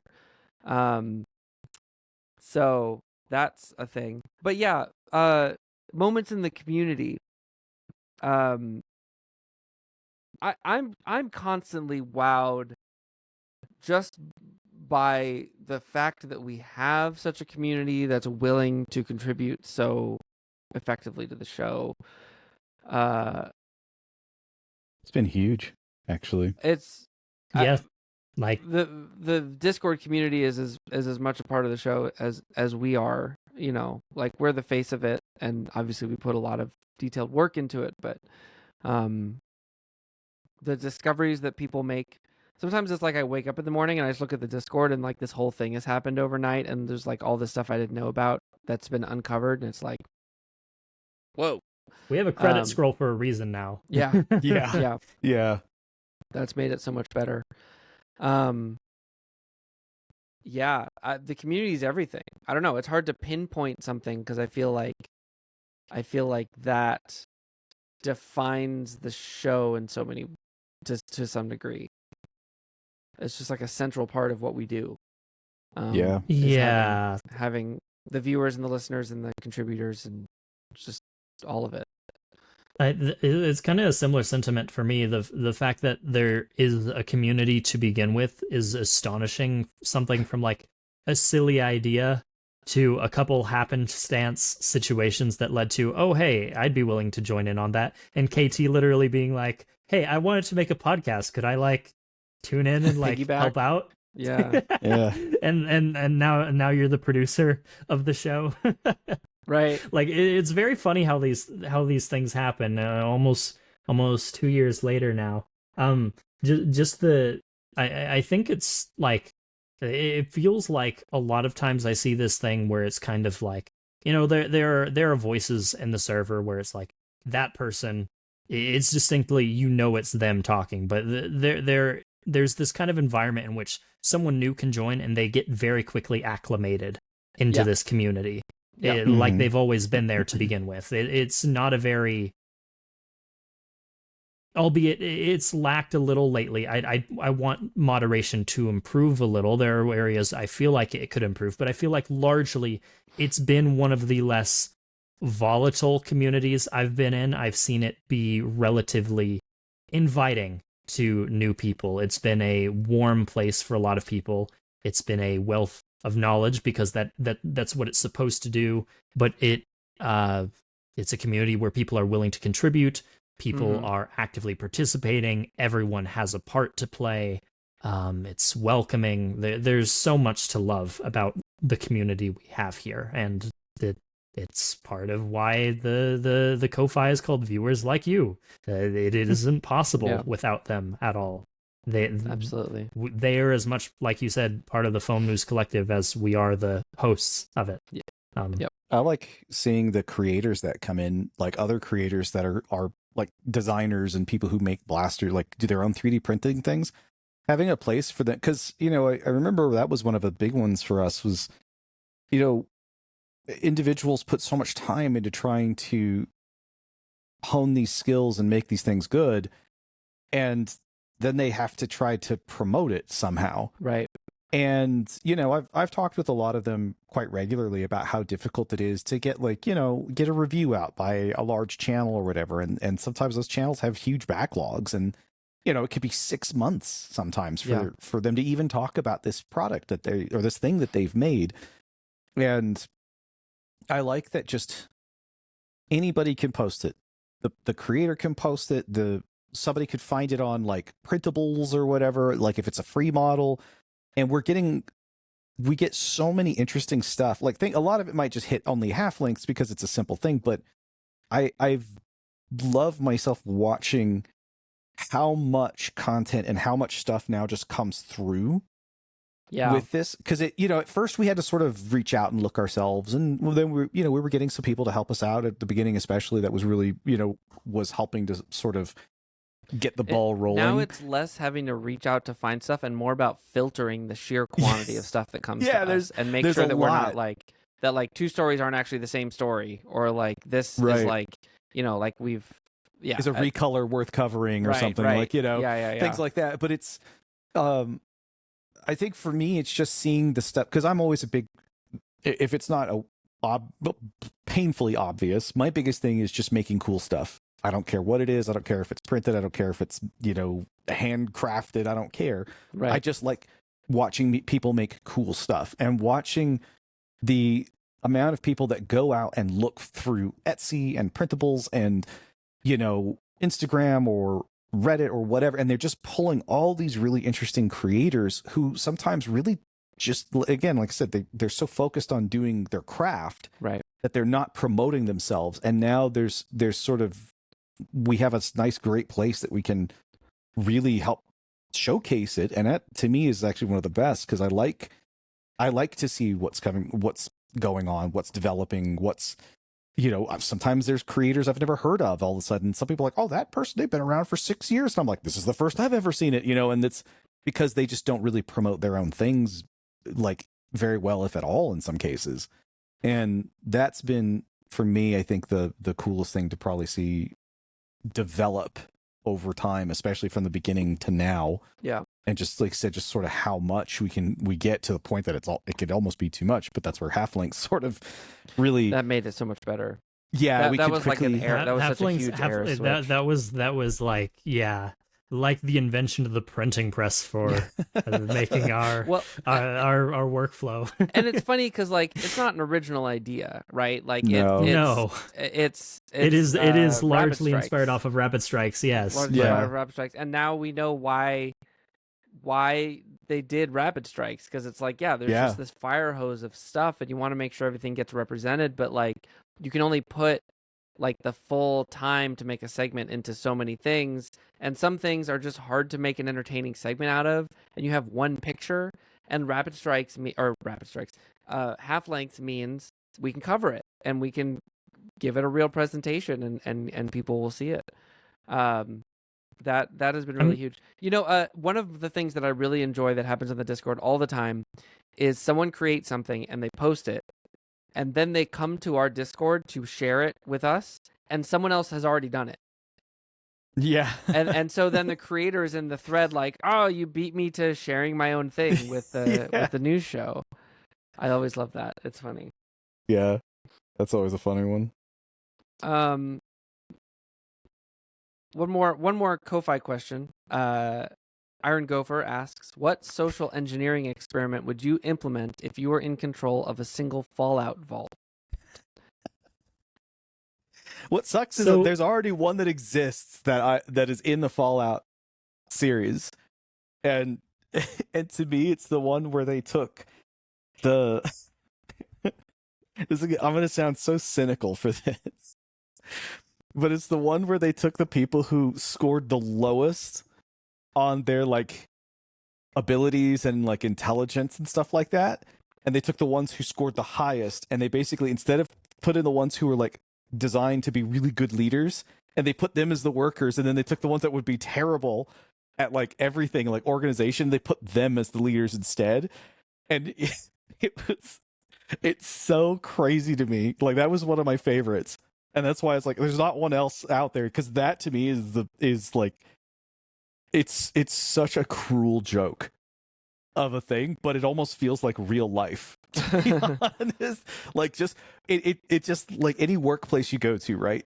You look at somebody who's like your boss, and you go like, how did you get this position? How do you even get up in the morning? Like, do you even know how to tie your shoes? And you just look at this person and it just frustrates you. And then they put that as a social engineering thing into the Fallout series. It's already there. And I love it because it's a way to actually sit back and watch it from a bird's eye view and know exactly how each person's sort of like their strengths are, or their, total amount of weaknesses. Idiocracy, the vault. Yeah. Yeah. Idiocracy is a vault. And I think it's already there, but that's my one. How about you, Grim? See, the vaults are like notoriously cruel in their psychological experiments, and I'm not a particularly like I'm not particularly a cruel guy, but like the closest thing I could devise that's like a happy compromise that feels like it could be a Fallout vault is the idea of, say for example, you have a vault and it's posed as being one of the nice vaults. So it's like there's nothing wrong with it. The vault is set to go on forever. Everyone's needs are met. It's super cozy, super nice. However, the twist would be that they instill this sense of personhood in each person, like individuality or something. And because of that, they're given the option at any given point in time, you can leave the vault.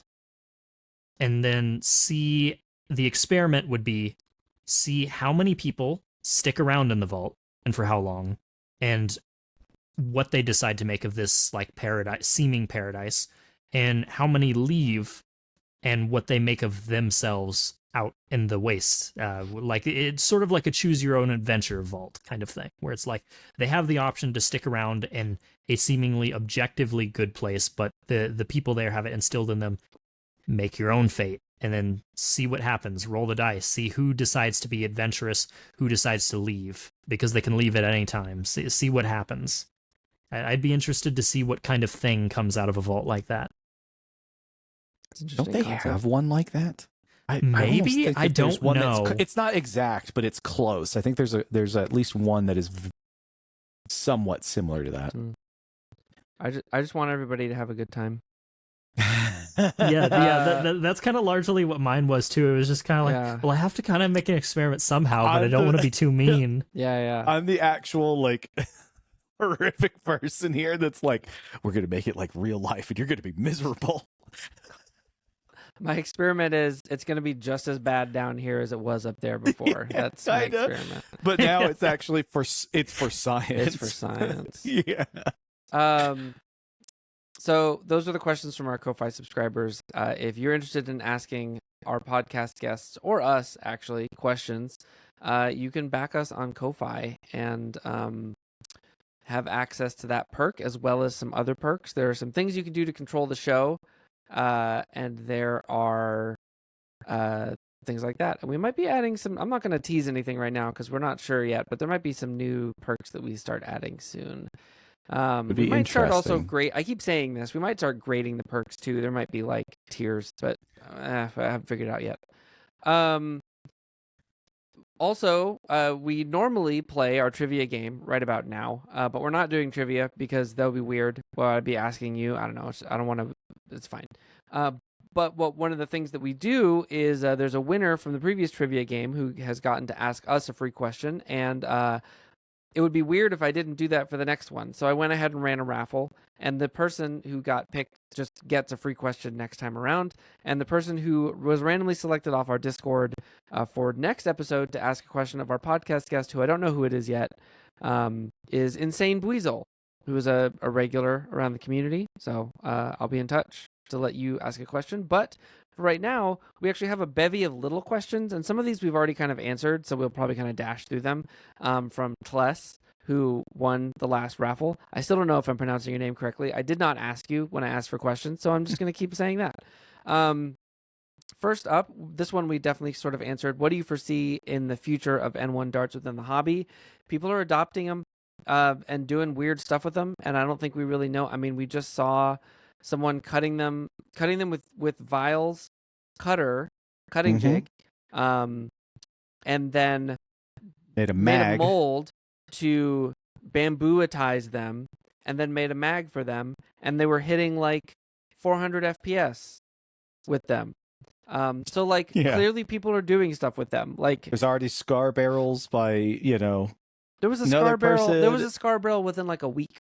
Yeah, and the adapter to put it into the Nexus, the original Nexus Pro. Yeah, like all within the first week we were getting stuff like this. Yeah. And then nobody had made a jig, so I made the jig, right. And now people are using the jig to base do their other stuff, cut downs on. I think the future of N1 in the hobby is strong. Like there's plenty of space in the hobby that I don't think anybody's giving up half darts for N1, but there's so much that people are going to do with it because it's fun to have a new thing to play with and come up with stuff, and then they're going to make something really cool and people are actually going to want to use it for stuff. So it's strong. I think with Ultra, for example, the whole thing was they really hyped the marketing right around the same time Dart Zone released their first Pro Blaster, which really went to its detriment.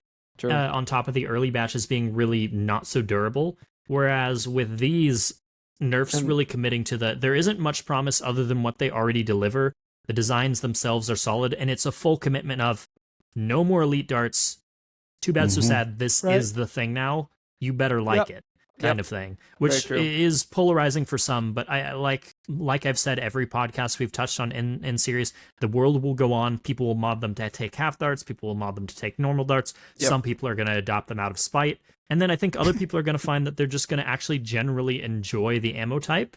So I'm happy with it. I like the ammo type. I actually like them. Like I want to get my hands on an infinite. There are blasters that the ammo type seems fun. I think I'll actually like the ammo type. It seems like a fun novelty. Looks like it'll be a bit more durable than some of the other ones, and so I had an N1 dart. Here to stay, and I'm okay with it. I had an N1 dart stuck out in a storm, like a once in a year storm, and it was fine. It shoots like the other ones. Next question. Do you think more features could be brought from other hobbies into the modding community? They give us suggestions: buffer tubes, pick rails, M4 grips from Airsoft, Real Steel. I think yes, but that's not the stuff that comes to mind for me. I think about how there's actually very few people putting lights in blasters. Like Domo does it, and a few people have options to do it. Modders do it, but in terms of designs, we don't really see that happening a lot. We did just have that spanning board that has a spot for LEDs that can shine when a blaster is running. But I'd like to see more in modding and in design, mixing of mediums and techniques, because you're basically if you're building a blaster, you're either 3D printing it or you are integrating other existing blasters together to make it, and that's kind of it.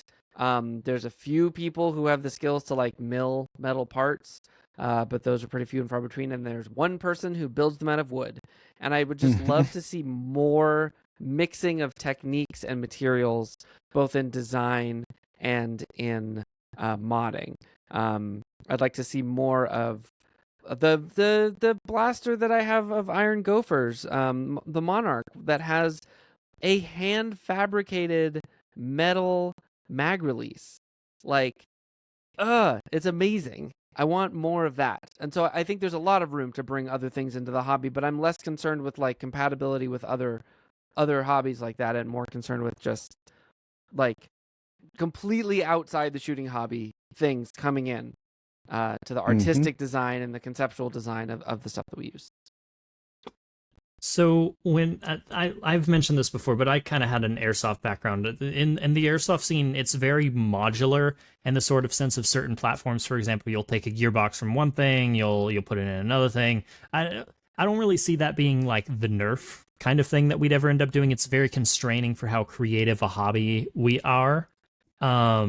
Right. I know someone's working on a Springer core, we have Fly core, we have stuff like that already, but I don't think we'd ever get to that full mass standardization of anything. But one thing I would like to see come over from something similar is how they have larger companies. Now it's interesting, in the airsoft scene, they've kind of done the reverse. They had larger companies that could injection mold and that did injection body kits and other stuff, or wooden body kits or metal body kits for blasters, are now making 3D printed ones to make them cheaper, akin to what we do.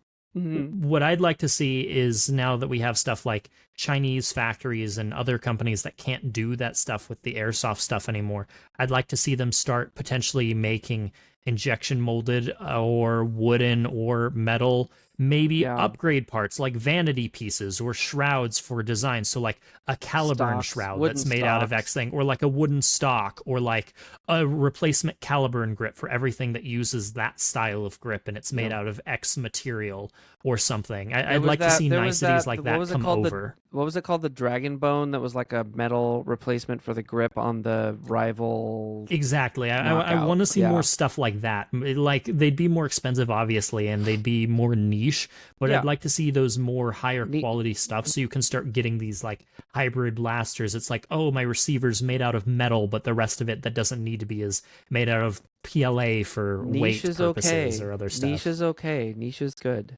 I found, it's funny you mentioned Gopher, and I talk with them quite a lot, and the integrations with people like myself, Gopher, Grim Reaper, people like that, and because all of us hang out, so obviously we're in kind of talking to each other quite regularly, and there's a lot of interesting little kind of doodads and greebles and bits and stuff that I kind of wish I wish we would see more of it. And it's like you don't see most modders using this type of stuff.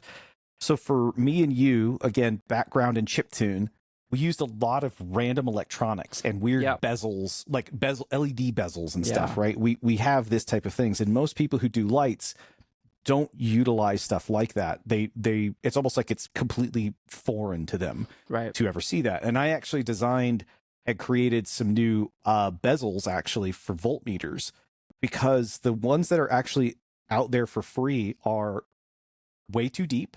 Yeah. So I made very shallow ones because of our, we have so much limited space in the blasters. Right. And then I made a lip on the edge so that way the voltmeter actually bottoms out and doesn't just keep going through. Right. Because nobody ever made a lip, which was so weird to me. That is weird. So like it's more of like stuff that you see in the electronics side of things. And like I actually got some stuff from a website that deals with a lot of models and deals with like dioramas and like train sets and stuff like that. And I have this it's a translucent plastic rod, and you can get them in different colors. And I've actually been trying to come up with a solution to create basically a bezel that houses an LED, and it could actually bend in different directions. And then you can put those rods through it, and then it basically creates an entire length of rod that'll actually illuminate. And so think of it like cyberpunk-esque, right? Like it has like a panel line of like neon lighting or something like that. And it kind of goes in the same thing of like, I would like to see more incorporation of like stuff like this. And I feel that in the electronics side, because I've done weird stuff. I've used fairy lights and weird little things like that as well. And I'm sort of trying to pull from all of these weird other places, again, sort of like from electronics or chiptune or what was it called? Circuit bending kind of attitude, right? Yeah, the old circuit jam. Yeah, and if anybody doesn't know, if you're into this stuff, me and KT, like especially, we're into this kind of stuff. People like Look Mum No Computer, you just see just random things that you can throw at electronics, and it makes it just so much more interesting. And I think that pulling from that would be a good one. I've always kind of felt like I think we were talking about this too earlier, Grim, about like the accessibility of things like HPA, which and I brought up how lipo safety, where information and knowledge has become like, I think that the electronics knowledge in general was very weak in the hobby for a really long time, and we're finally getting to a point where the knowledge and with it, in cases like this, the safety are improving significantly, and the equipment is supporting that, where like you have blasters coming out that have lipos that are self-balancing, and I think electronics has long been an area that we used to have people just cutting out parts because they didn't know what they did in strifes or whatever, and it's like the knowledge is so much stronger now, and I think it continues to get stronger because there's so much farther you could go with that kind of stuff in designs. I totally agree with you.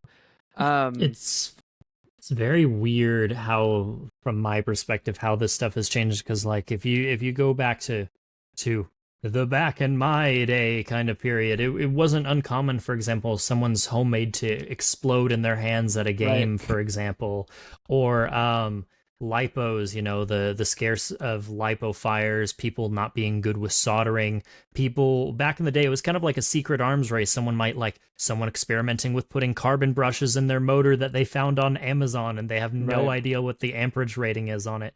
And I distinctly remember, specifically on the topic of HPA, Spectre. I discovered, the guy behind the Specs BZ. I remember I discovered his YouTube channel, not very many views. I commented on the video for his original build. It was very jank, like lots of weird tubing, nothing that is like used in standard safe HPA today. I asked, what would it take to get you to build me one of those? And I remember him saying, HPA is a dangerous thing. The only people who should be allowed to wield it are those who know how to build it themselves, or something. Right. It was something along the lines of, if you can't make it, you aren't deserving of it. Fast forward a couple years later, he had the Bloody Katana, which was made by a Hang of Explorer, which was like a custom, like premium, fully CNC design he had custom made. And then a couple more years later, he had the Specs BZ, and then the Super Core, and all that other stuff, all from the same person. It's very funny how the pipeline over time changes. That same guy who told me maybe 3 years before, if you can't build it yourself, you don't deserve to make it, was then later producing the stuff. And I think they were safe, though. They were safe. That's the thing. It becomes safer by design, and it also is that the information is more widely distributed, and it's safer as a result. So exactly. That is largely in part to like their own efforts that it became that safer point to where that take could change. And I just think it's that we're at such an interesting point in hobby history where so many things that in my time would have been, you shouldn't mess with this, or you were considered weird for working on. I remember looking at one of Slug's old designs, and he was messing with something with like LPA using all this custom standard, non-standard stuff I've never heard, and it's on like the Nerf forum, Nerf Haven, and it's like this archaic looking thing, and then you compare it to modern HPA stuff, you would have thought they were on meth or something. Oh my god. Okay, I want to get through the rest of these. I want to get through the rest of these questions, so we got to keep moving.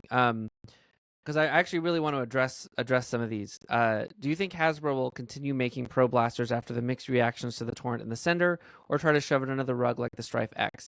I am not convinced that they shove the Strife X under the rug. I think it is equally likely that it was always intended as a limited release. You can still buy. I'm gonna have to go buy one before this comes out now, because I keep thinking I kind of want to do it and putting it off. You can still get them on Nerf's limited website for the time being. Obviously, they will run out at some point, and then they won't make them anymore. But I'm not convinced that it was shoved under the rug in that way. Like, it was clearly tied to Nerf Ball, which we'll also talk about later. But I don't think that it was ever intended as more than a proof of concept that they could potentially get away with a product like that. I don't think they're going to stop making Pro Blasters, but the degree to which, like, I would like to see them learn from the Torrent and the Sender and make a next product that improves upon them, because there's a lot of promise in Nerf doing a product like this at the price point that they are. Like, what they're offering, if all of the glitches with these products didn't exist, would be comparable to the existing Pro Blasters on the market from mostly Dart Zone, in similar price brackets, but they have all these weird issues, and like they're trying to set themselves apart in ways that aren't really working out. If they just improve those issues with the next line, and you're willing to pay a little bit of Nerf tax to just pay a little bit more to get essentially the same features, I think there's a lot of promise there. I like that they are less firearmy than some of the other Pro Blasters. I like that they're kind of sci-fi looking, but also they just don't work great. And like, I'd like to see them. However, Nerf is a corporation. My concern is shareholders are going to say, you tried Pro Blasters, it didn't go great, don't do it again. And so what we'll see in a situation like that is they'll have some designs already in the pipeline. We'll see those come out. Maybe the release is kind of limited, and they sort of just try to kill it off. So I think at the very least we will see another wave, because the production cycles are just such that they're already in production. Those will come out in some degree. How they're adopted will depend on whether we see more stuff. So it's just a question of whether the next generation, the next line, learns from the lessons of this line or not. Anyone else have anything to say about that real quick before. You could say I'm kind of like huffing hopium or copium or whatever else you want to call it with this stuff, but Yeah. As many people have described in like Shout Out with Hasbro, they're very, with their decisions, they're a very conservative company in the sense of their business choices and their avenues in which they decide to go through stuff. Right. And I look at this, if you look back in their history, the moment I'm kind of seeing this similar to is the moment when X-Shot started popping off and they started taking up more shelf space, and they were like, all right, we have to compete. What are we going to do? They started putting #1 blaster brand on everything, and we got Alpha Strike. Alpha Strike was a horrible failure, if you recall. Oh Nobody liked it, but we got so much of it because they were trying so hard. And it's because the shareholders, I'm assuming, were seeing this other company is encroaching on our shares. As far as I know, they still make Alpha Strike. I think they still do. I see it at specific places, and they're not putting money into developing new blasters for it, because the whole point of it is they want to get as much money out of as little R&D as possible. I think an argument could be made that because of how far along we are in every other company making a half-dart blaster, that you could make that argument on the board that by not partaking in it in some capacity, even if it's a losing battle, you are losing market. Yeah. And so that there is the possibility that even if it's in a more reserved fashion, maybe we only see 150s, maybe it's only stuff similar to the Sender and the Torrent, I still think we see for at least a little while them exploring this avenue, and maybe they get more emboldened and maybe they go further, or worst case scenario, they take what they learned, which similar to with Alpha Strike, they incorporated those cost-cutting measures into Elite 2.0. Maybe we see something where their performance of in-series increases in turn, for example, with lessons learned from Nerf Pro. Either way, there's interesting avenues that come out of this in my mind. And this connects to the next couple questions that Tles asked. The next one being, with the release of the Striker 2.0 and the Nexus Pro X bringing high FPS to a bigger market, do you think this could usher in a new phase of retail blasters? I don't know that I agree with that statement necessarily. I think that those blasters are continuing this trend that we have. They are a higher FPS than you have been able to get on the shelf previously. But it's not really widening the scope of where they're available. I do, however, think that we are currently seeing a distinct and new generation of off-the-shelf Pro Blasters with, I think the defining feature is that all of them are half-dart exclusive.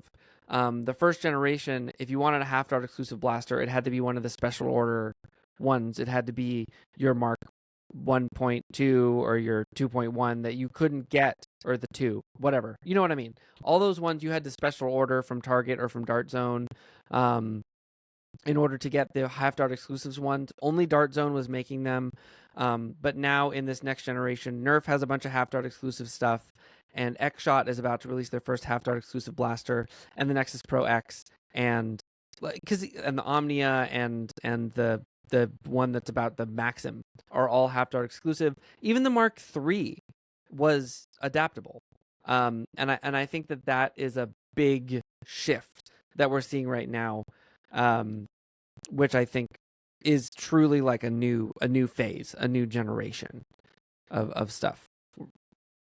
I think for the sake of safety with regulation, I don't think we're really going to see much go over 200, on top of the fact that we have a market largely for competitive. I think it's 230 for Springers. I think that's kind of going to be the most we'll probably see out of any of these companies for this foreseeable future. I can see Dart Zone potentially making it to where it's you could mod it to hit more, and they'll give you the nudge, nudge, wink, wink that you can do it, but it's not what it does out of the box. But I don't really see us going past the 200 mark on any of these off-the-shelf stuff. I think it's just going to be a reaffirming on the half-length only. How can we improve the half-length dart? Everything hits 200 FPS out of the box.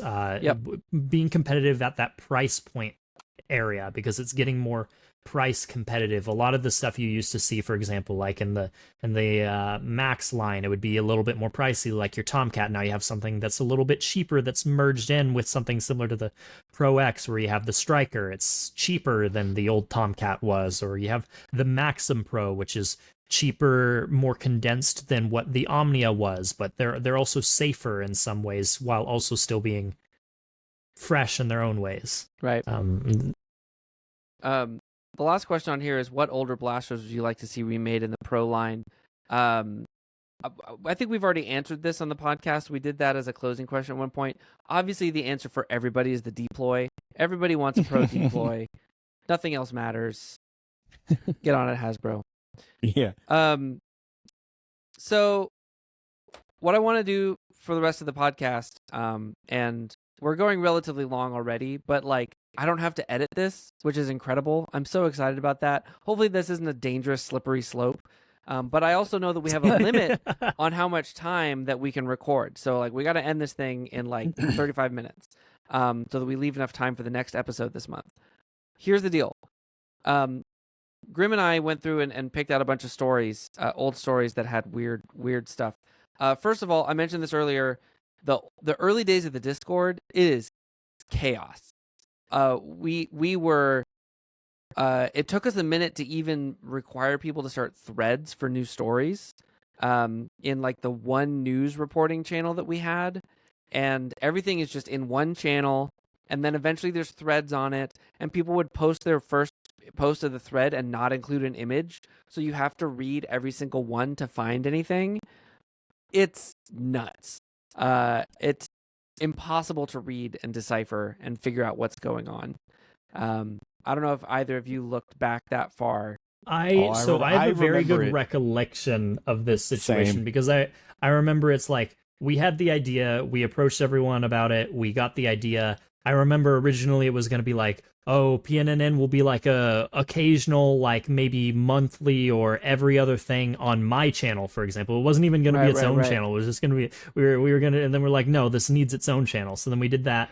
And then we made the Discord. I remember at one point we were talking about like we were going to specifically nominate specific people to go look for the news information, and that's why we used to have an old role called news contributor. We had like a separate channel for those people. That didn't really get adopted too well because it just turned into like everyone doing stuff. There was no moderation team. There was the rules were a lot more vague. No one would post in threads. It was chaos. We didn't have an editing structure either, really. It was just kind of it just kind of happened. We kind of, it was a ship that we patched the holes in as it flew, kind of. The only real constant was that I made the thumbnails, and the intro kind of largely stayed the same, I think, yeah. And we kept something akin to a spotlight at the end. Aside from the addition of the teasers at the beginning, the intro is the same. We've never changed it. We changed how it looked. We did like a decorative change to it. I mean, because the original thing was literally just like a shitty like template I did in DaVinci Resolve in like 5 minutes because we needed an episode to go out or whatever. Right. And then we changed it. Of course. I guess the other thing that stayed the same is the music we picked also stayed the same. The music has not changed, and somewhat to my chagrin, because I have intended to go back and remix all the songs. I definitely could do a much better mix for using them as background music, because they were not originally intended to be background music. No, they were literally just, I randomly picked them off your channel as, hey, this could go here, this could go there. I was like, here's a bunch of instrumental tracks I have if we just want to have music that's unique, that we don't have to pay licensing on, that people won't have heard on every other YouTube channel. And you made great choices, by the way. I don't know that I would have made the same choices out of my own music, and I'm really glad you did it. The only one that I wound up adding later was the half-length song, which I think is worked out. Yeah. But I don't know how we lived like that. But so a few old stories that never really got resolved. The Roblox synchro shot was one that I wanted to look at real quick. It is a come on, here we go. It's a micro shot, a Roblox theme micro shot, and it comes with a code card. And it never really turned up in the US. I remember we were talking about it, and this is the result. 2 years later, you can buy a Roblox synchro shot for $150 on eBay. And apparently, because like I remember covering this was like one of the first episodes, and we all talked about it on the podcast, and we were like, man, look at the clear exterior shell. Like, this is cool. Like, it's just like a Jolt with an outer shell that's clear and unique, and it just looks neat. Like there's probably stuff you could do with this for how cheap they would be if you buy them off the shelf, but instead they're not. They're like unobtainium. Apparently, part of the reason they're charging this much, somewhere in the description it says that. Oh wait, here it is. It's up at the top right. Here it is. So in the game that this appears in, there's only 69 of them that have been redeemed or like added to the game.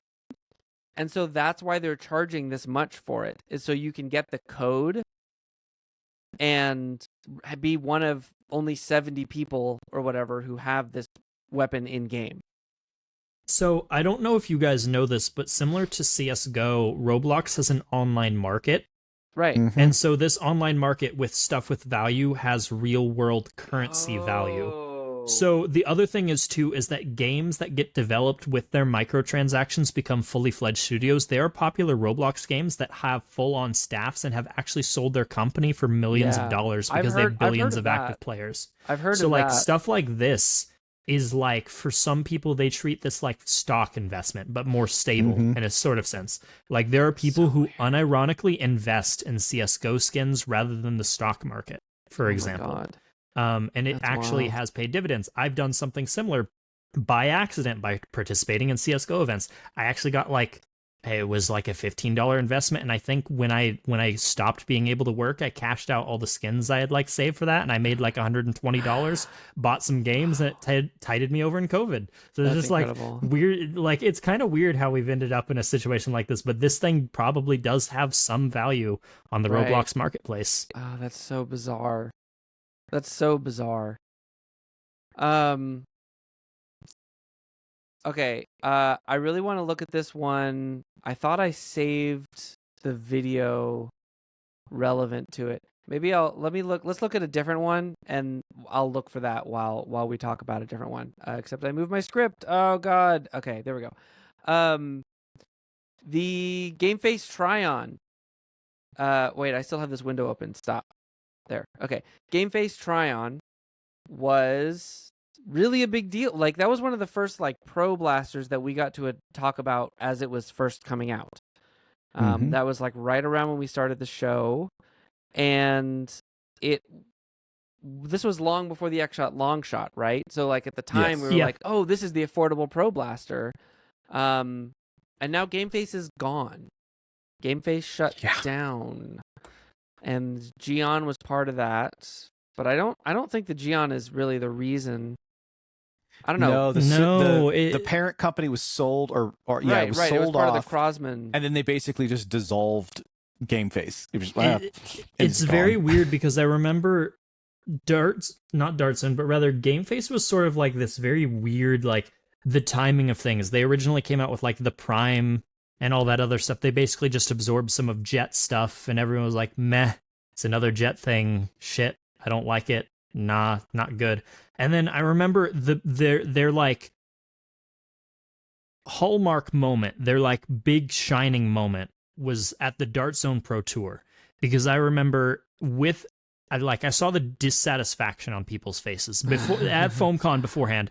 They had like this huge booth with like a slushy machine and everything. They had people from the Rochester campus showing off the blaster. They had people tuning it for the HVZ. So they had all this fanfare and everything. Some people are just like, still, it's a cool platform, but like, I don't really know much about this brand. And then the Dart Zone Pro Tour happened. And across the field, you had this you had this practice field that wasn't being utilized for anything, right?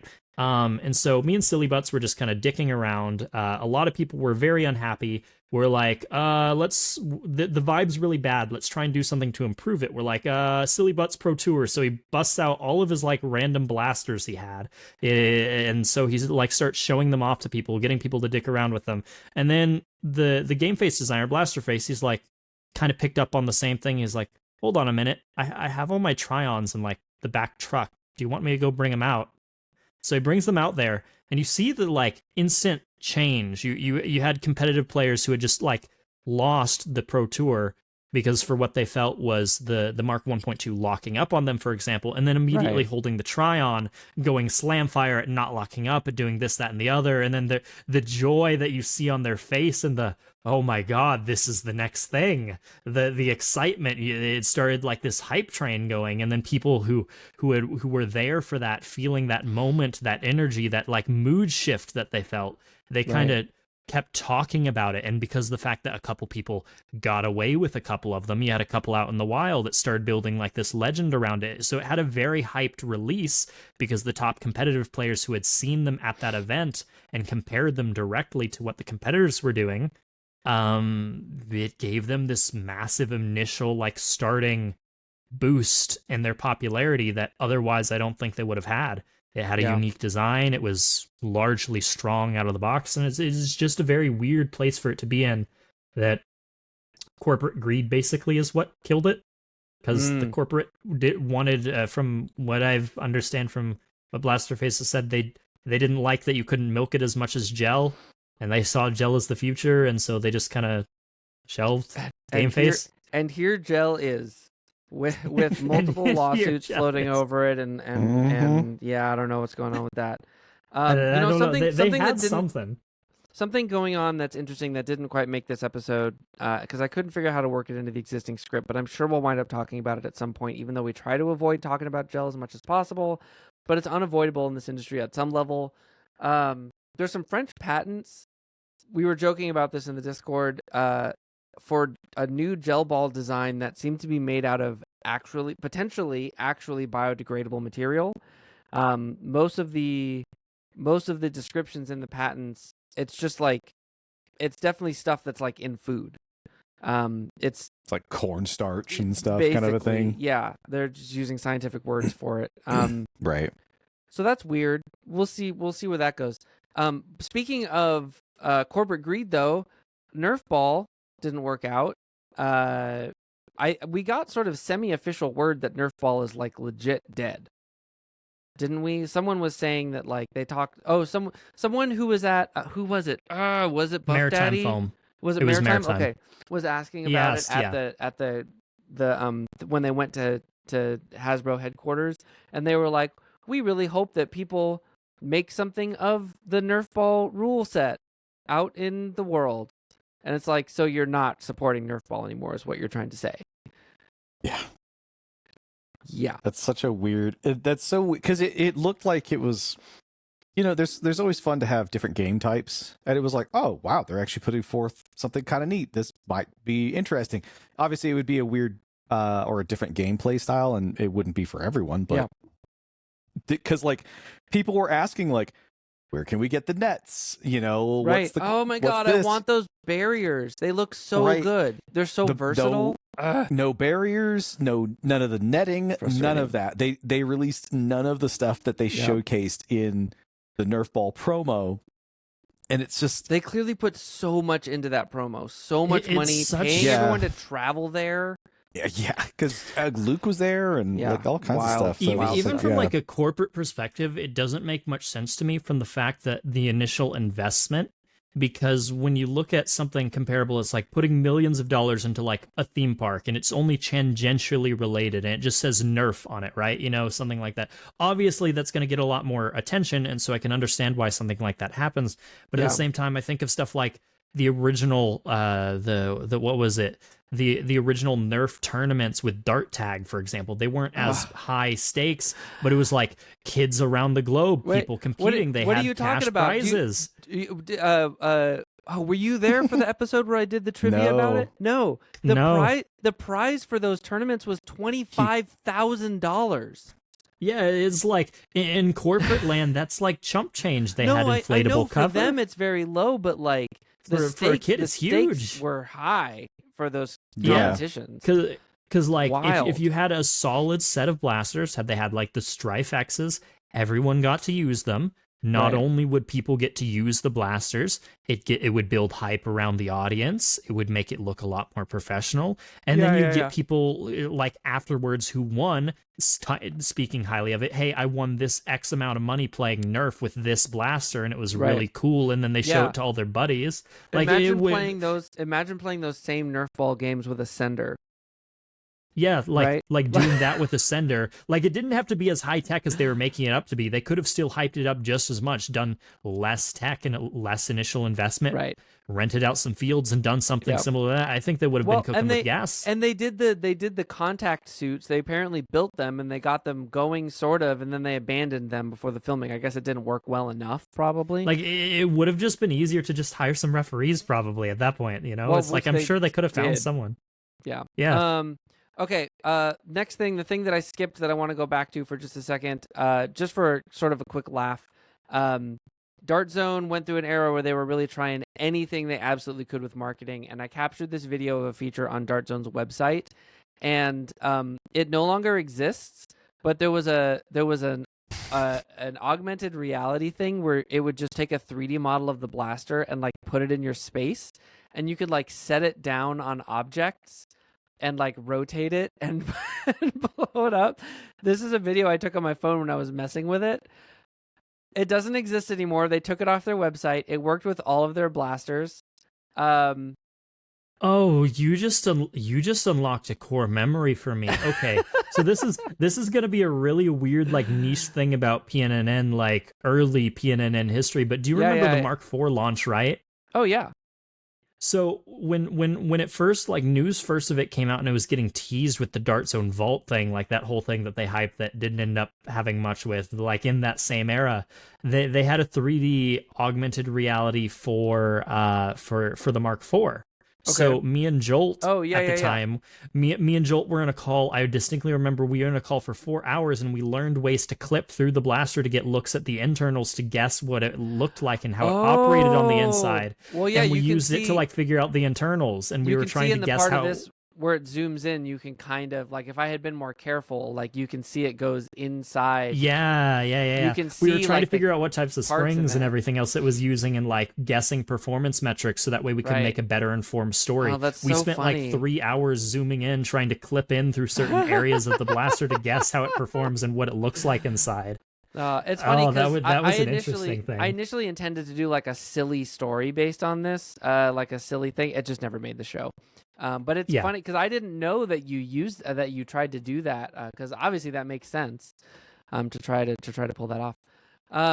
Next thing on the list, speaking of Dart Zone, mesotheliomnia, probably one of my favorite, possibly my favorite bit that we've ever done on this show. Oh, that was amazing. And it just came together fluidly. It was like you wrote the script that suggested the joke, and I was like, why don't we just go all the way with it? And like you did the perfect performance, and I was able to match the original meme.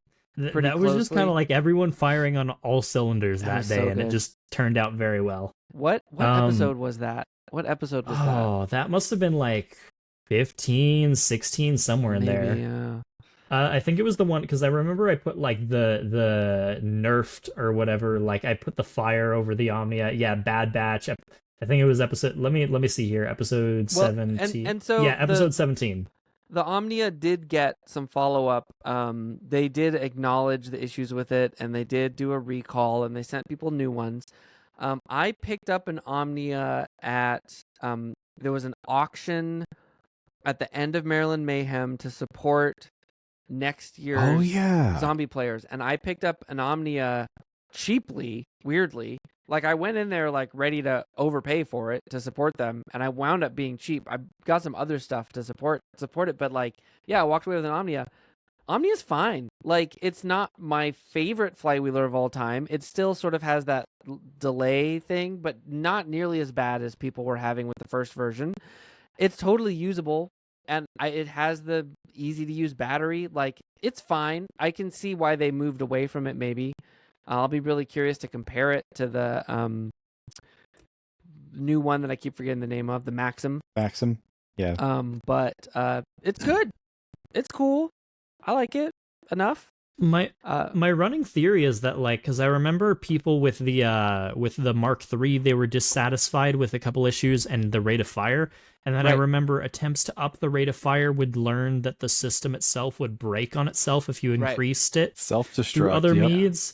And then I think with probably the QC changes that they had to do to write the mesotheliomnia incident, the amount of like fix and post alone was too costly for the blaster itself to probably be as profitable as it could have been. So that's why I get the feeling that, like, with the new one, the Maxim, it's like, oh, hey, if you want to make it full auto, you can just slot in this worker kit over here. Like, they're hinting at it, but they didn't. But they didn't do it. You know, like, it's a good way around it, because it's like, if something goes wrong, it's not their design. They just made it compatible with something. It just out of the box is very safe.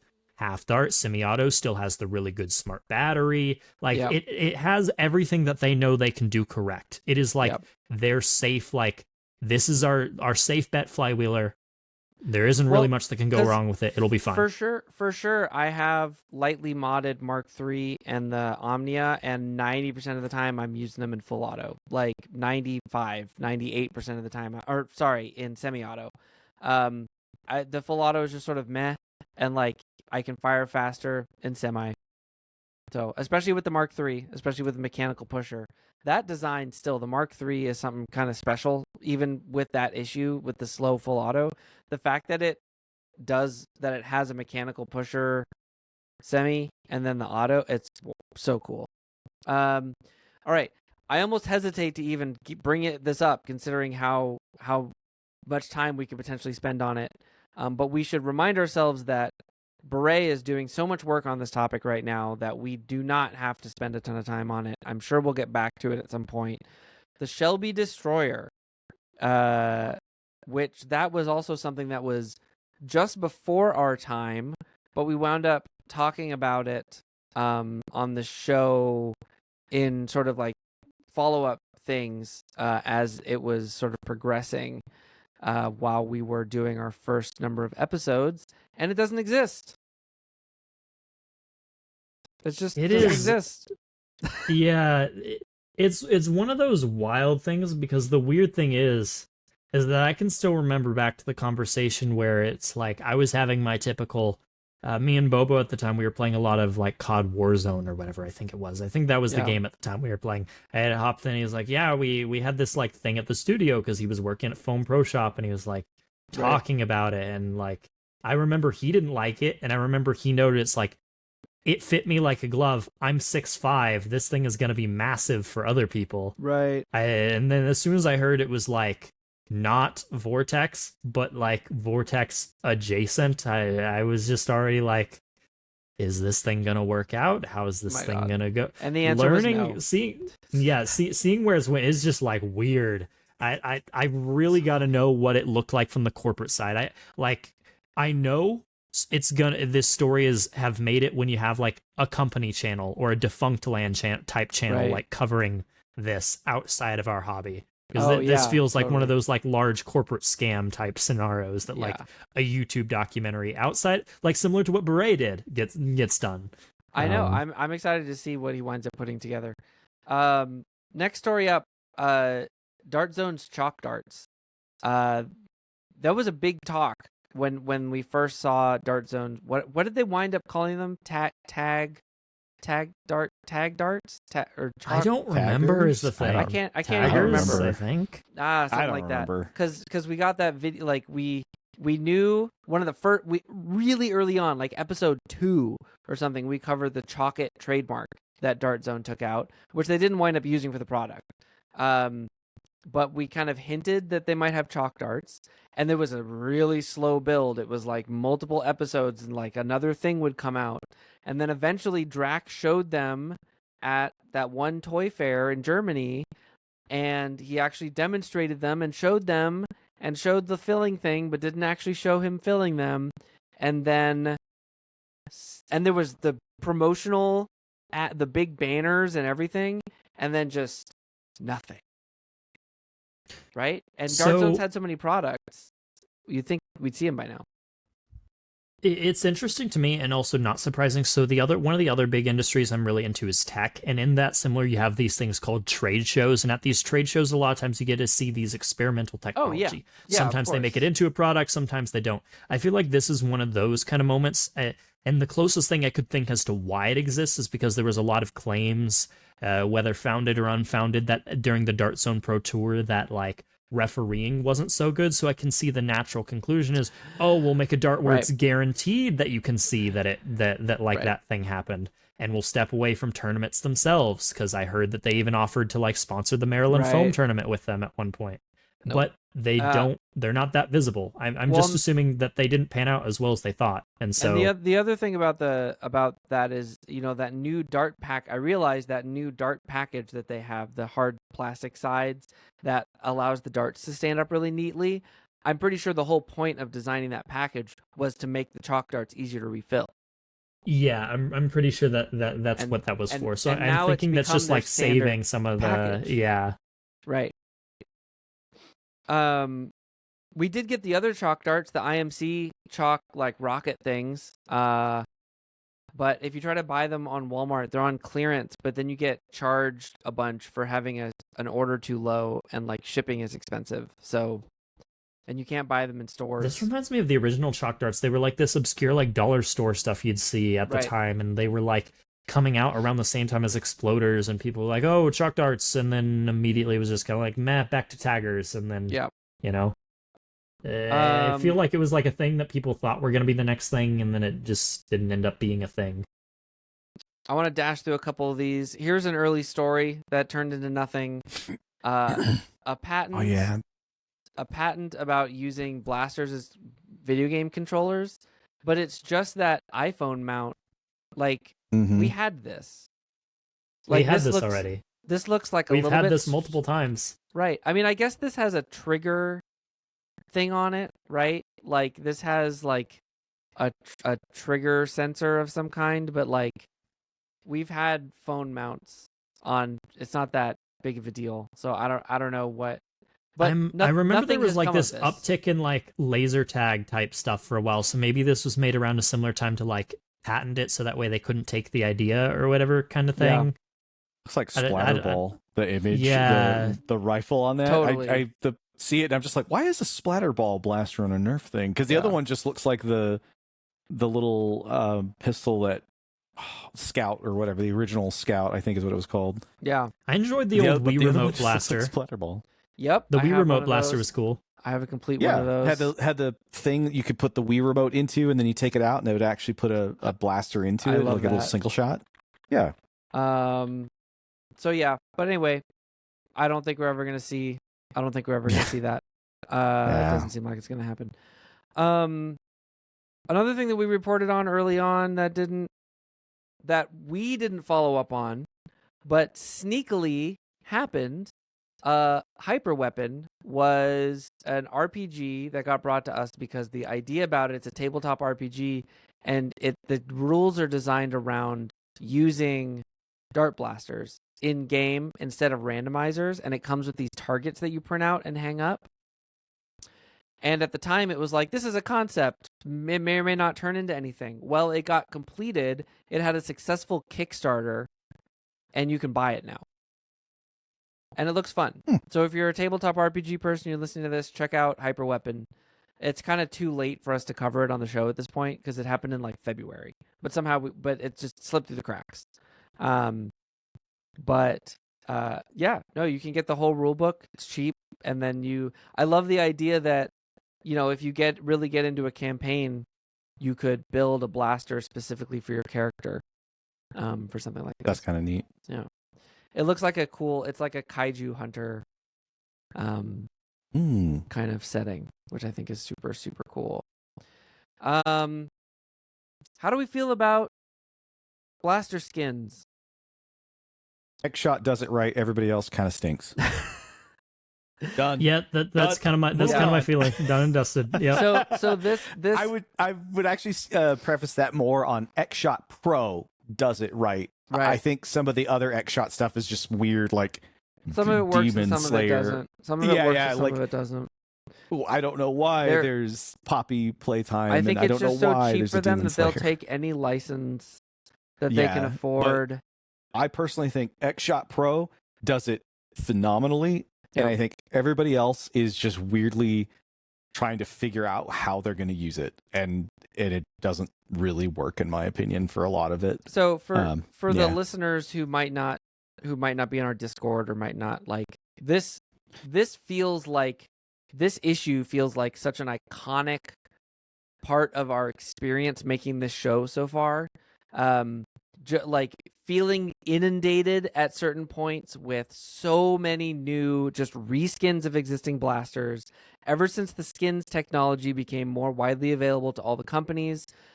And then to see Nerf really doing it a lot, like a bunch they put out like although I love the TMNT Sweet Revenge. Yeah. So that one's cool. I love it. It looks good. It's a fun The packaging theme. was also It's nice a great on it blaster. too. The packaging is sick. I have one that's just still in the box. And yeah, because it looks good like that. it looks really nice. So but it's just been constant. Since Xshot started doing skins, it's been constant. Although I do think the Jurassic Pro was first. It was technically one of the first. Yeah. But then Dart Zone didn't really do it again for a while. My next take, if Nerf isn't gonna bring back like your Nerf Elite Raven levels of painting, go back to hydro dipping. Do those like Transformers things you did again. One up everyone. Show up, pop off with those. Those were cool. Bring those back. Yeah. They looked way better anyways. You have the facilities. Do it. Totally, they should. May as well do something that's actually fun. I don't have anything to show for this. We don't have to talk about it for a long time, but episode 13, there were some accessibility patents that Nerf put in that were like assistive use additions for blasters to allow a wider range of people to use them. I'd be curious if anything has come of that, because things like that have a tendency to come out and only be available to like Lego has this whole series of products that you can only buy if you are like a business consultant, and they're used in like team building exercises, and they're like horrifically expensive, but it's just like a box of white bricks.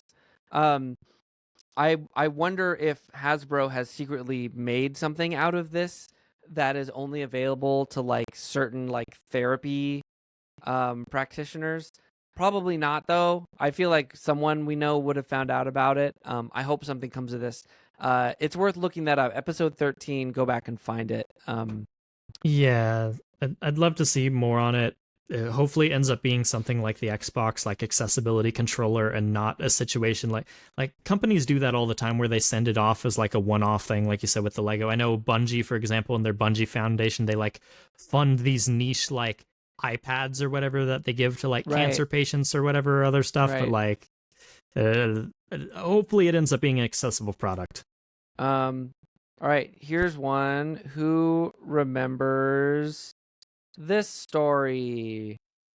This was this was the, what is it called, the HQG4, and for us, this was one of the first of these blasters that are really only full of ritual, that are really only available in the Chinese market, and that we covered. Because we'd been, and actually it's funny because I was looking back, Dorian submitted this to the server like 3 times, and we didn't, until something about this video finally caught our eye, I think, and this is when we really started the discussion of like, can things like this make it to the States? Can we get things like this wider distribution? And I think it opened the discussion of us actually trying to talk about maybe there is a way that even the news could be like, hey, can we connect communities? Yes. Right. Because there's such a huge community of, obviously, like it feels weird, but it's like the rest of the world and then China when it comes to the hobby in general. And China has a lot of really interesting stuff. like they like this weird, lever action Winchester-esque looking blaster. It looks really cool. Yeah.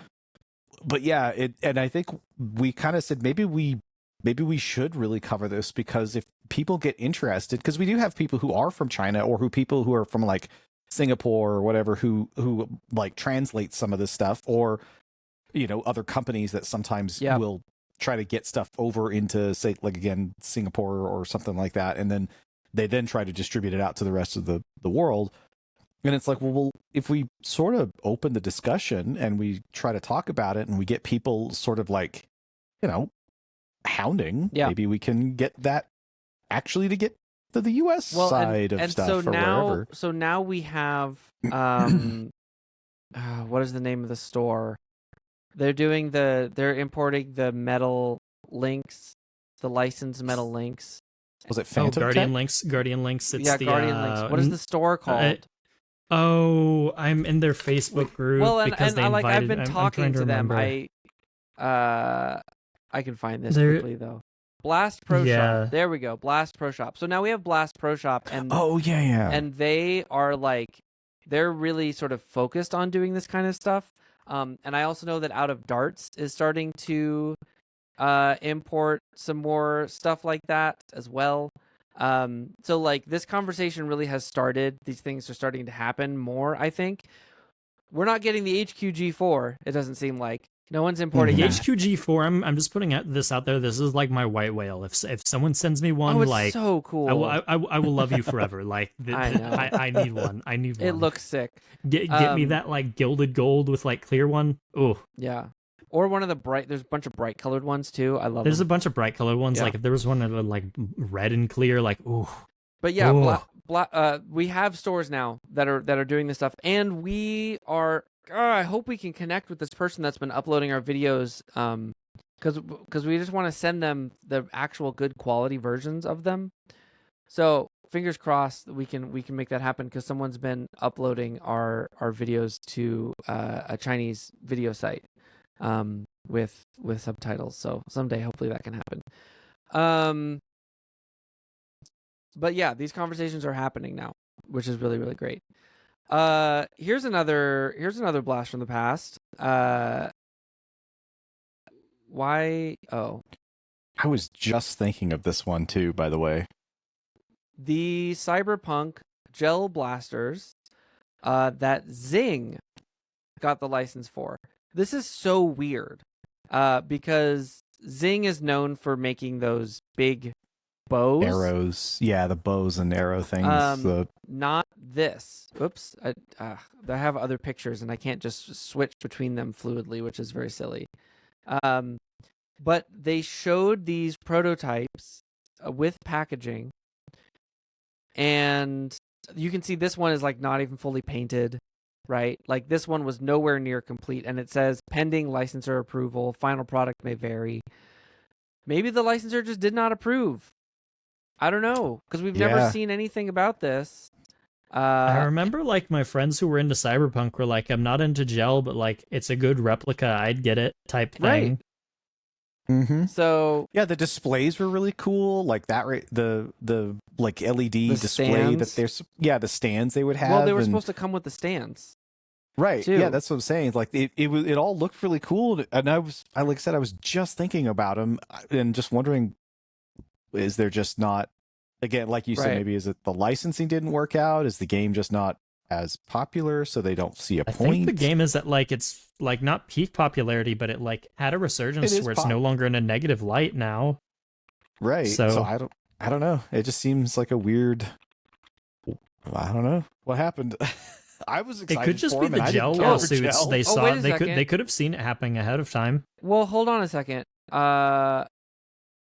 No, they came out. They came Did out. they? Hold up. Yeah. Or at least some of them did. At least one of them did. Was it the Skippy pistol one? Yes. God, okay, so many windows. That one makes sense. It's chaos. I will bring this up on the screen, and the audio listeners are like, "What is going on? This is a terrible content." Yeah. So gear.cdprojectred.com. No idea what this website is. $150. Skippy Gel Blaster limited edition. They don't even have the LEDs in the base. The stand changed. It Mm-hmm. it's hard to tell if it doesn't have the LEDs or if they're just not on. Oh, there's a little video. I think it's just glow in the dark reactive. now. Yeah. I think they went to glow in the dark. Okay. So the product changed quite a bit, but it did come out. It does exist. Okay, so but one of them, only one of them, because there was. Look at this. The hydration pouch that actually looks like a drink. I don't know about that choice. That feels a little questionable. That's a really weird choice. So it does look. Oh, look! It comes with buttons. 2 pins, yeah, or 3. I think this a is little like a patch. Wow. Yeah, it would be okay. a So yeah, patch. this made it to market. There's something. Is it? Oh, it's a charger. That's the magazine, and that's either the charger or the magazine. I think it's a charger. No, I think it's a charger for the battery. Yeah. Yeah. So the display stand is also a battery charger. There's a door that flips up. That's kind of cool. That is kind of the dangerous thing about the drink pouch thing is I've even seen streamers like pop them out on stream. It's like, hey chat, look, I have these things that are like trending. I've like argued with a streamer that I told them not to eat it because they were going to eat it live on stream to see what they tasted like. Oh my god. Because I've seen cases of where they Terrifying. expand and then someone has to get surgery to get them removed because they just kept growing in someone's gut or whatever. Okay. Oh my god. It says light up stand. Hmm. So And they didn't showcase any photos of that stand lighting up. no, so we have no idea they what it show. actually There's looks that like. one moment in. I guess you can't. Looking at this picture, it's hard to tell if it's lighting up or not. This Mhm. kind of looks brighter than the bottom picture. Kind of looks brighter than the top picture. Anyway, so I guess this one came out, but I don't think the other one did. I Yeah. don't think the other one did. Another weird thing that we have not seen, and I googled this one to see if I could find it. Alien Gen. Oh yeah. This was another one of those ones that was shown at the toy show. Oh, I remember this. And they have these really funky, kind of weird designs. They have this website where you can make dots all over the thing. And they all look Flash. They all look like It's the creatures website. that are looking back at you while you Mhm. are using them as blasters. And they're funky and they're weird, and it's hard to tell. Like, they kind of seem like they're like dollar store product, you know what I mean? Like Dollar General products. Yeah. But I don't know, they're cool. I want them to exist, and I have not seen them anywhere. I mean, we know that they have physically existed because they showed them at the show. So there were at least prototypes. I don't know But about you, but if I was like 5 and my mom got this for me at the dollar store, I'd be like the happiest kid on the planet. These things seem cool. Mm-hmm. Oh, wait. Was I wrong? Did you find a spot for them? Oh, I just immediately found it. 2 for 2. So the first time I looked, I think I just searched for Alien Gen, but I realized the trick is to search for Fast Shots Alien Gen. So this did come out. Oh, and it's on Walmart. You can buy it at Walmart. Wow. Online. Okay. So it's not on store shelves, but it's at least on the but you can website. buy it on the website. Okay. So if anyone wants some Alien Gen blasters, this seems to be the way to go about it. Let's see if they have the whole. Oh, there's I feel another like Banshee one. would have gotten really into these. Like this seems like something like his kids would have enjoyed. I only see have a these couple. two on Walmart. Just the Out Alien of the Angler like 4. and the other one, Larva Strike. Yeah. So they do exist. So if you're interested in weird alien blasters, I guess that's how you get them. Oh my god, yeah, and I almost forgot about this one. There was a weird Nerf car drone thing, and we did a really fun segment. This was when we introduced Terry as a member of the team, my Terra Scout, when we talked about this. And this I found on Carrera, but I haven't found on a US site. This is a Spanish store. but it's this thing. It's the little. It's a little Nerf car that has like an 8-round cylinder or something.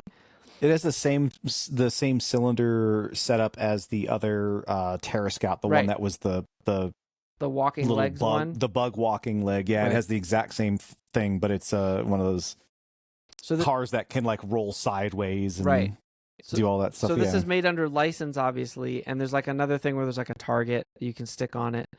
But it does seem like they exist. No, sorry. This is expected to be released in September. Okay. So soon? So soonish. So I mean, I guess kind of it exists. Terry won, but at what cost? He's now also irrelevant. The Rise of N series, he's out of date. Actually, does this still Sorry, fire, Terry. That's a good point. No, this isn't a Elite Star Blaster. Yeah, they're both out of date now. They're old news. The next bot will be on the line. Yeah, that Sorry, just hit Terry. me. I was like, wow, I didn't realize this is actually. It's funny. Well, yeah, because that would make this potentially one of the last Elite Dart Blasters, unless Junior stays. You know what's funny though? They don't actually show what this shoots. Like all we see is just that the one tip in the kind of image. almost looks like an N-series dart tip too, but it could also be an Elite Dart.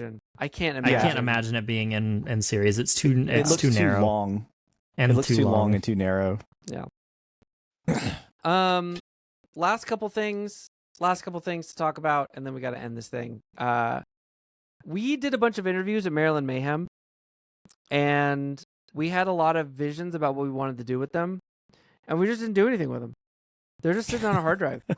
I was really proud of that work. We used one. We used the ones with the winners. And 3D printed solid. We used the 3D printed solid. We managed to do that. But in terms of all the teams in Maryland Foam Tournament, we didn't do anything with that. If that sounds interesting and you're listening to this, just say something in the comments, I guess, because like we could just slap them all into a video just to like get them out in the world. I don't know. Are people interested in seeing those and hearing those? Because it could just be kind of a cool little. Here's all the interviews we did. Capture that moment a little bit. I want to do that more, but I guess we need a clearer plan of like what we want to do with it after. Because what I really wanted to do was like get together with the Mayhem folks and World Foam Alliance and like make a video of the tournament with gameplay and the interviews interspersed. And then just everybody's busy. Nobody had time. There was no conversation with that. But we also have to get more events if we're going to do that. So that's another important piece of the puzzle. And the last story that has been kind of weird, or the type of story, is we sure did a lot of people leaving the hobby stories, especially like late last year. I feel like there were a lot of them that sort of happened all at once. There was Coop, famously. American Foam was inspired by Coop to leave. Brad, who we've had on the show a couple times on the podcast and as a guest host, who was great to work with. And Brad has really, truly stepped away from the hobby, and it seems like he's really putting time into taking care of himself, which is fabulous. Good on you, Brad. But I think it's really funny, and you can speak to this, Grim, because you're personal friend with him, but Bobololo made his official and leaving the hobby announcement, and then immediately got dragged to getting dragged to End War, and is like involved in a bunch of stuff again, and is like selling stuff and like so all the stuff. He's not making YouTube videos. So I guess I should describe, which is why I kind of formatted the video I did. I formatted his video as kind of like a memoriam of the things he contributed to the hobby, because this is the end of his contributions to the hobby. He didn't necessarily leave the hobby so much as he just stepped away from the content creation positions, as well as he's sold off a lot of his blasters. But you'll still see him being the 6'5" drunken Viking at End War every so often, and maybe at RAG where possible type thing. It's just really like funny from the perspective of someone who wasn't here when he was doing the bulk of his content creation. to be like, I know who Oh, yeah. he is. I've seen him in stuff. I know he's around, but I don't really see him doing a lot of stuff. And then there's this announcement that he's leaving the hobby, and suddenly I'm seeing him in a bunch of stuff, and he's in our Discord server now, and we get to like chat and stuff. Oh yeah, there may or may not have been like a phone call with like the SFI team because his roles weren't properly applying, and like I remember Bobo that. at End War and some other stuff. Yeah. And yeah, that was a very funny play-by-play because I was on vacation at the time, and then they were at End War, and they're like, Grimz, he can't see any of the channels type thing. I remember that. But we also had Nerf Taiwan, and he quit YouTube. He still comments on stuff. He's still posting things. He's still posting leaks. But it's just like in his Facebook group or whatever. So he's still around. It's a hard habit to quit, you know, like especially when you know you're able to provide something that's unique. Although we haven't had a new thing from him that we've done a story on in a while. It's been a while. Yeah. Like he's commented on stuff that we've done before, which has been weird. Right. That's been bizarre. the weird full circle. That is pretty bizarre. Nerf Talk is just making videos now. He's just back, which is great. Yeah, it's awesome. Yeah, because I got recommended one, and I was like, wait, didn't we? Yeah, didn't we cover him leaving? Didn't we cover you like this leaving? This kind of circles back to that feeling that I have of like the hobbyist going into this, it's so over, to the maybe we'll give it one more try kind of thing. Right. It's just the overwhelming waves of like negativity and then the resurgence of positivity. Yeah. No, but it's good. I'm glad Warhawk's still around. I'm glad he's still doing videos. There's a couple people I think people just change their direction. Yeah. Like in that case, right? Maybe there was clearly burnout, and instead of having that direction, kind of like you said, right? Having that direction for your channel or what you're trying to do, and just sort of reevaluate it, and then you can just continue on doing. Once you've done that, just continue on with whatever you feel or whatever makes you more happy. Exactly. And just do that. Just do what you want. Take that break. Like take a look from the outside. Yeah. Yep. I mean, our secret to consistency has been every other week, not every week, having a team to share the load, and learning better and better how to share that load as time goes on. And all these solo creators don't have access to those things. Like if you're playing the algorithm, you don't get to wait and do a video every other week. If you are working on videos alone, bringing other people in actually makes more work most of the time. So I understand that entirely, and we've been really lucky that we've been able to kind of avoid a lot of those pitfalls. It's still challenging. Sometimes. Yeah, I'll admit we've had a very privileged kind of position to be in. The start, largely there was a base of support. We had experienced creators starting. All of us kind of, even though I didn't personally know you as well, I knew Vile, I knew Jolt. There was synergy there. We had a clear goal in mind, and kind of because of that, it's made everything a lot easier. Whereas other people trying to replicate something similar would be a lot harder to achieve, especially with we're in a unique position because we're covering the news. We can all be hundreds of thousands of miles apart from each other and it still work out. Elsewhere, I don't really see a PNG tuber, a person, and a pair of hands probably being able to make Nerf war footage content, for example, or something or other. Yeah. Well, I mean, even that I think is something that we've taken advantage of rather than being a limitation, where we all have different presentation styles and we can take advantage of that to make the show better. And I think we've done that. I think we've done that pretty effectively. Another thing I think we've done pretty effectively is recording a podcast. We've gone nearly 3 hours. This will be, I think, our second or third longest episode. But I really have enjoyed just getting to sit down with the two of you and just talking through some of this experience and getting to share that with the world. It's kind of funny to do 40 episodes, obviously, because like 50 episodes will be about the end of our second year. But you know, it's a nice even number, and it's the middle of a year when we're really in the thick of it. Episode 50 will probably be the start of year 3, and we'll be coming off of vacation. And I think if you asked us a lot of the same questions, you get very different answers. at episode 50. It's also we're also exactly at that halfway point between PNN and FNC, so it's just the right time, I think. Fits. Totally. Yeah. So this has been VNNN episode 2 win.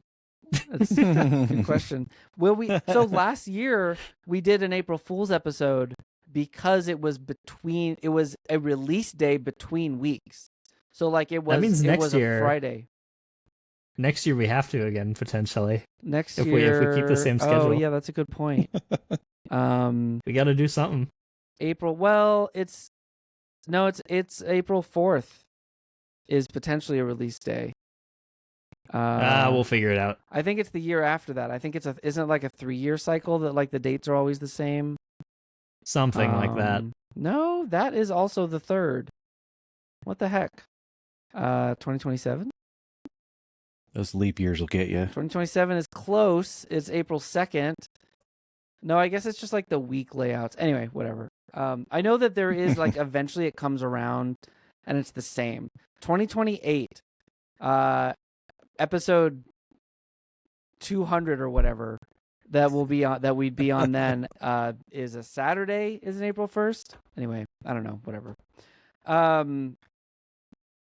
So if you're watching this on YouTube, if the video worked out correctly, thanks for watching. If you're listening on your podcast service, thank you for listening. Be sure to check out Ko-Fi, merch store, all that good stuff. Vile streams Fridays and Saturdays every week. There's no when are you're not traveling for a while, so for I am actually leaving. Remember, I'm going to be doing the news remotely. Right. When is that? In the UK, I will be leaving at the beginning of September. Oh, that's sooner than I thought. Okay, I thought we had another... It's beginning of September, and I will be getting back at the quite literally the beginning of October. Right. Get your Vile streams in now in August. Before things get squirrely. And Grim, you got anything going on? Nope, same as always. Sick. But if I ever do, I'll let you know. Hell yeah. I don't know, listen to my band. The Steps. Yeah, listen to his music. He does good work. Thanks. He does good work. Appreciate it. And with that, I'm supposed to hit the... I have to play the music. That's how we get out. There we go. That's how we get out of the show. Now we have to sit here because I should have said it earlier. And we gotta let the music just like awkward elevator music. It's fine. It'll be good. Well, also when the music does get louder, we're just sitting here because we don't have like a transition out video yet. We got to make that at some point. But awkward podcast silence or something or other. Fine. I don't know. All right, yay! There it goes. We can call it. I'm so tired. I don't know about y'all.